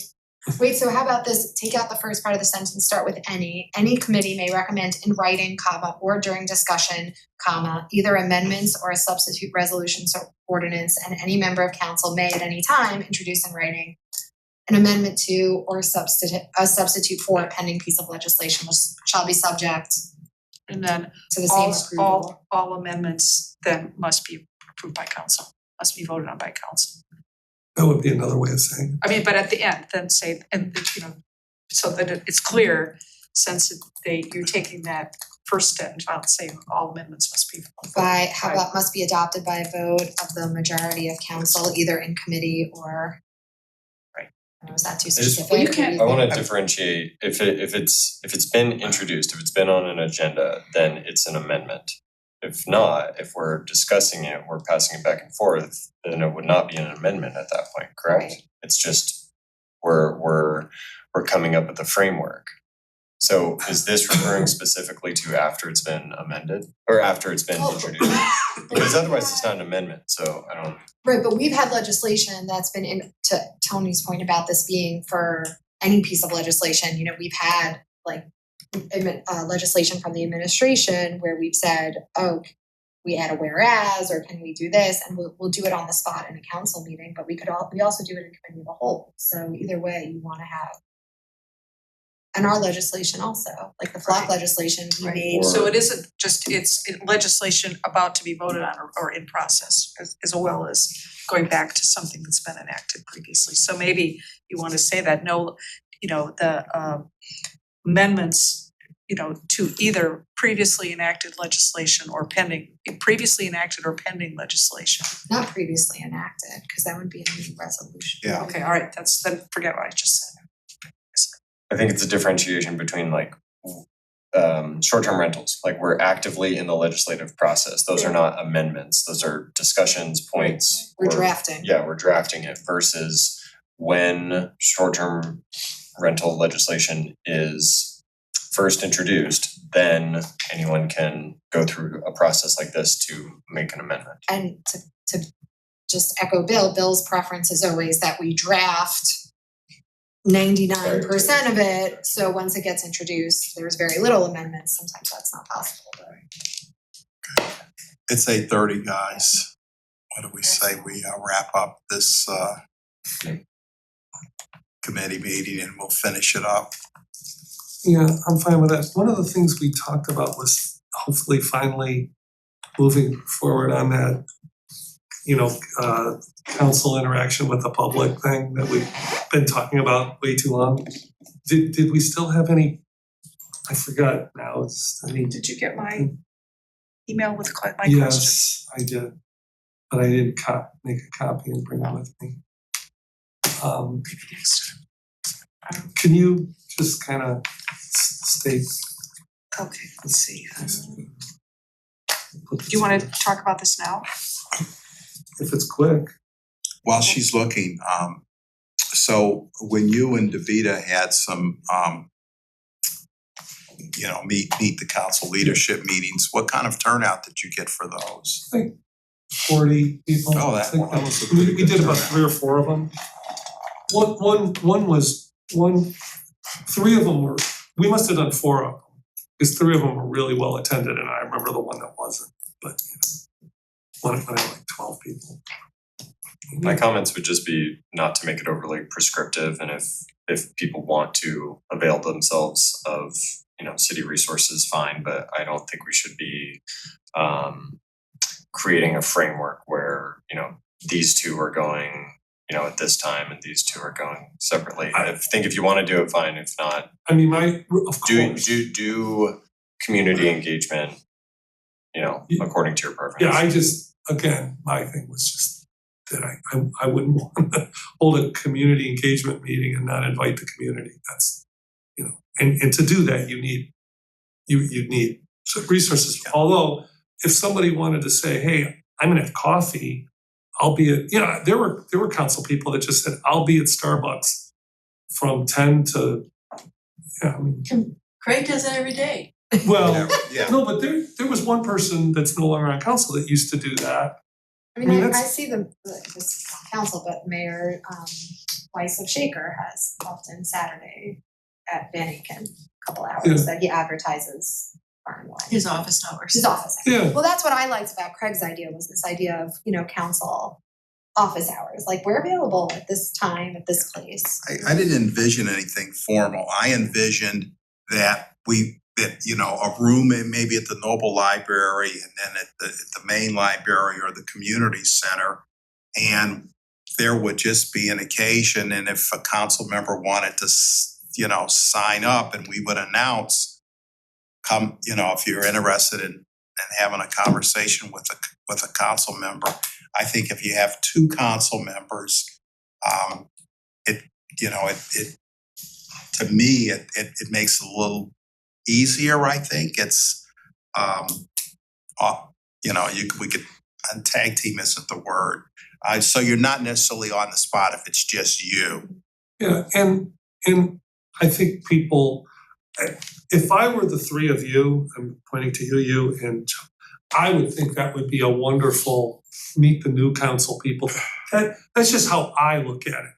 See, you have to look at it. But if I were out in the public, not on the inside, I'd be like, oh, I already, Craig Cobb, oh yeah, I know him, I know Tony, but I'd love to meet the new council people. And I will tell you, I even wrote this down in my little notes here. People don't ask you about pending legislation.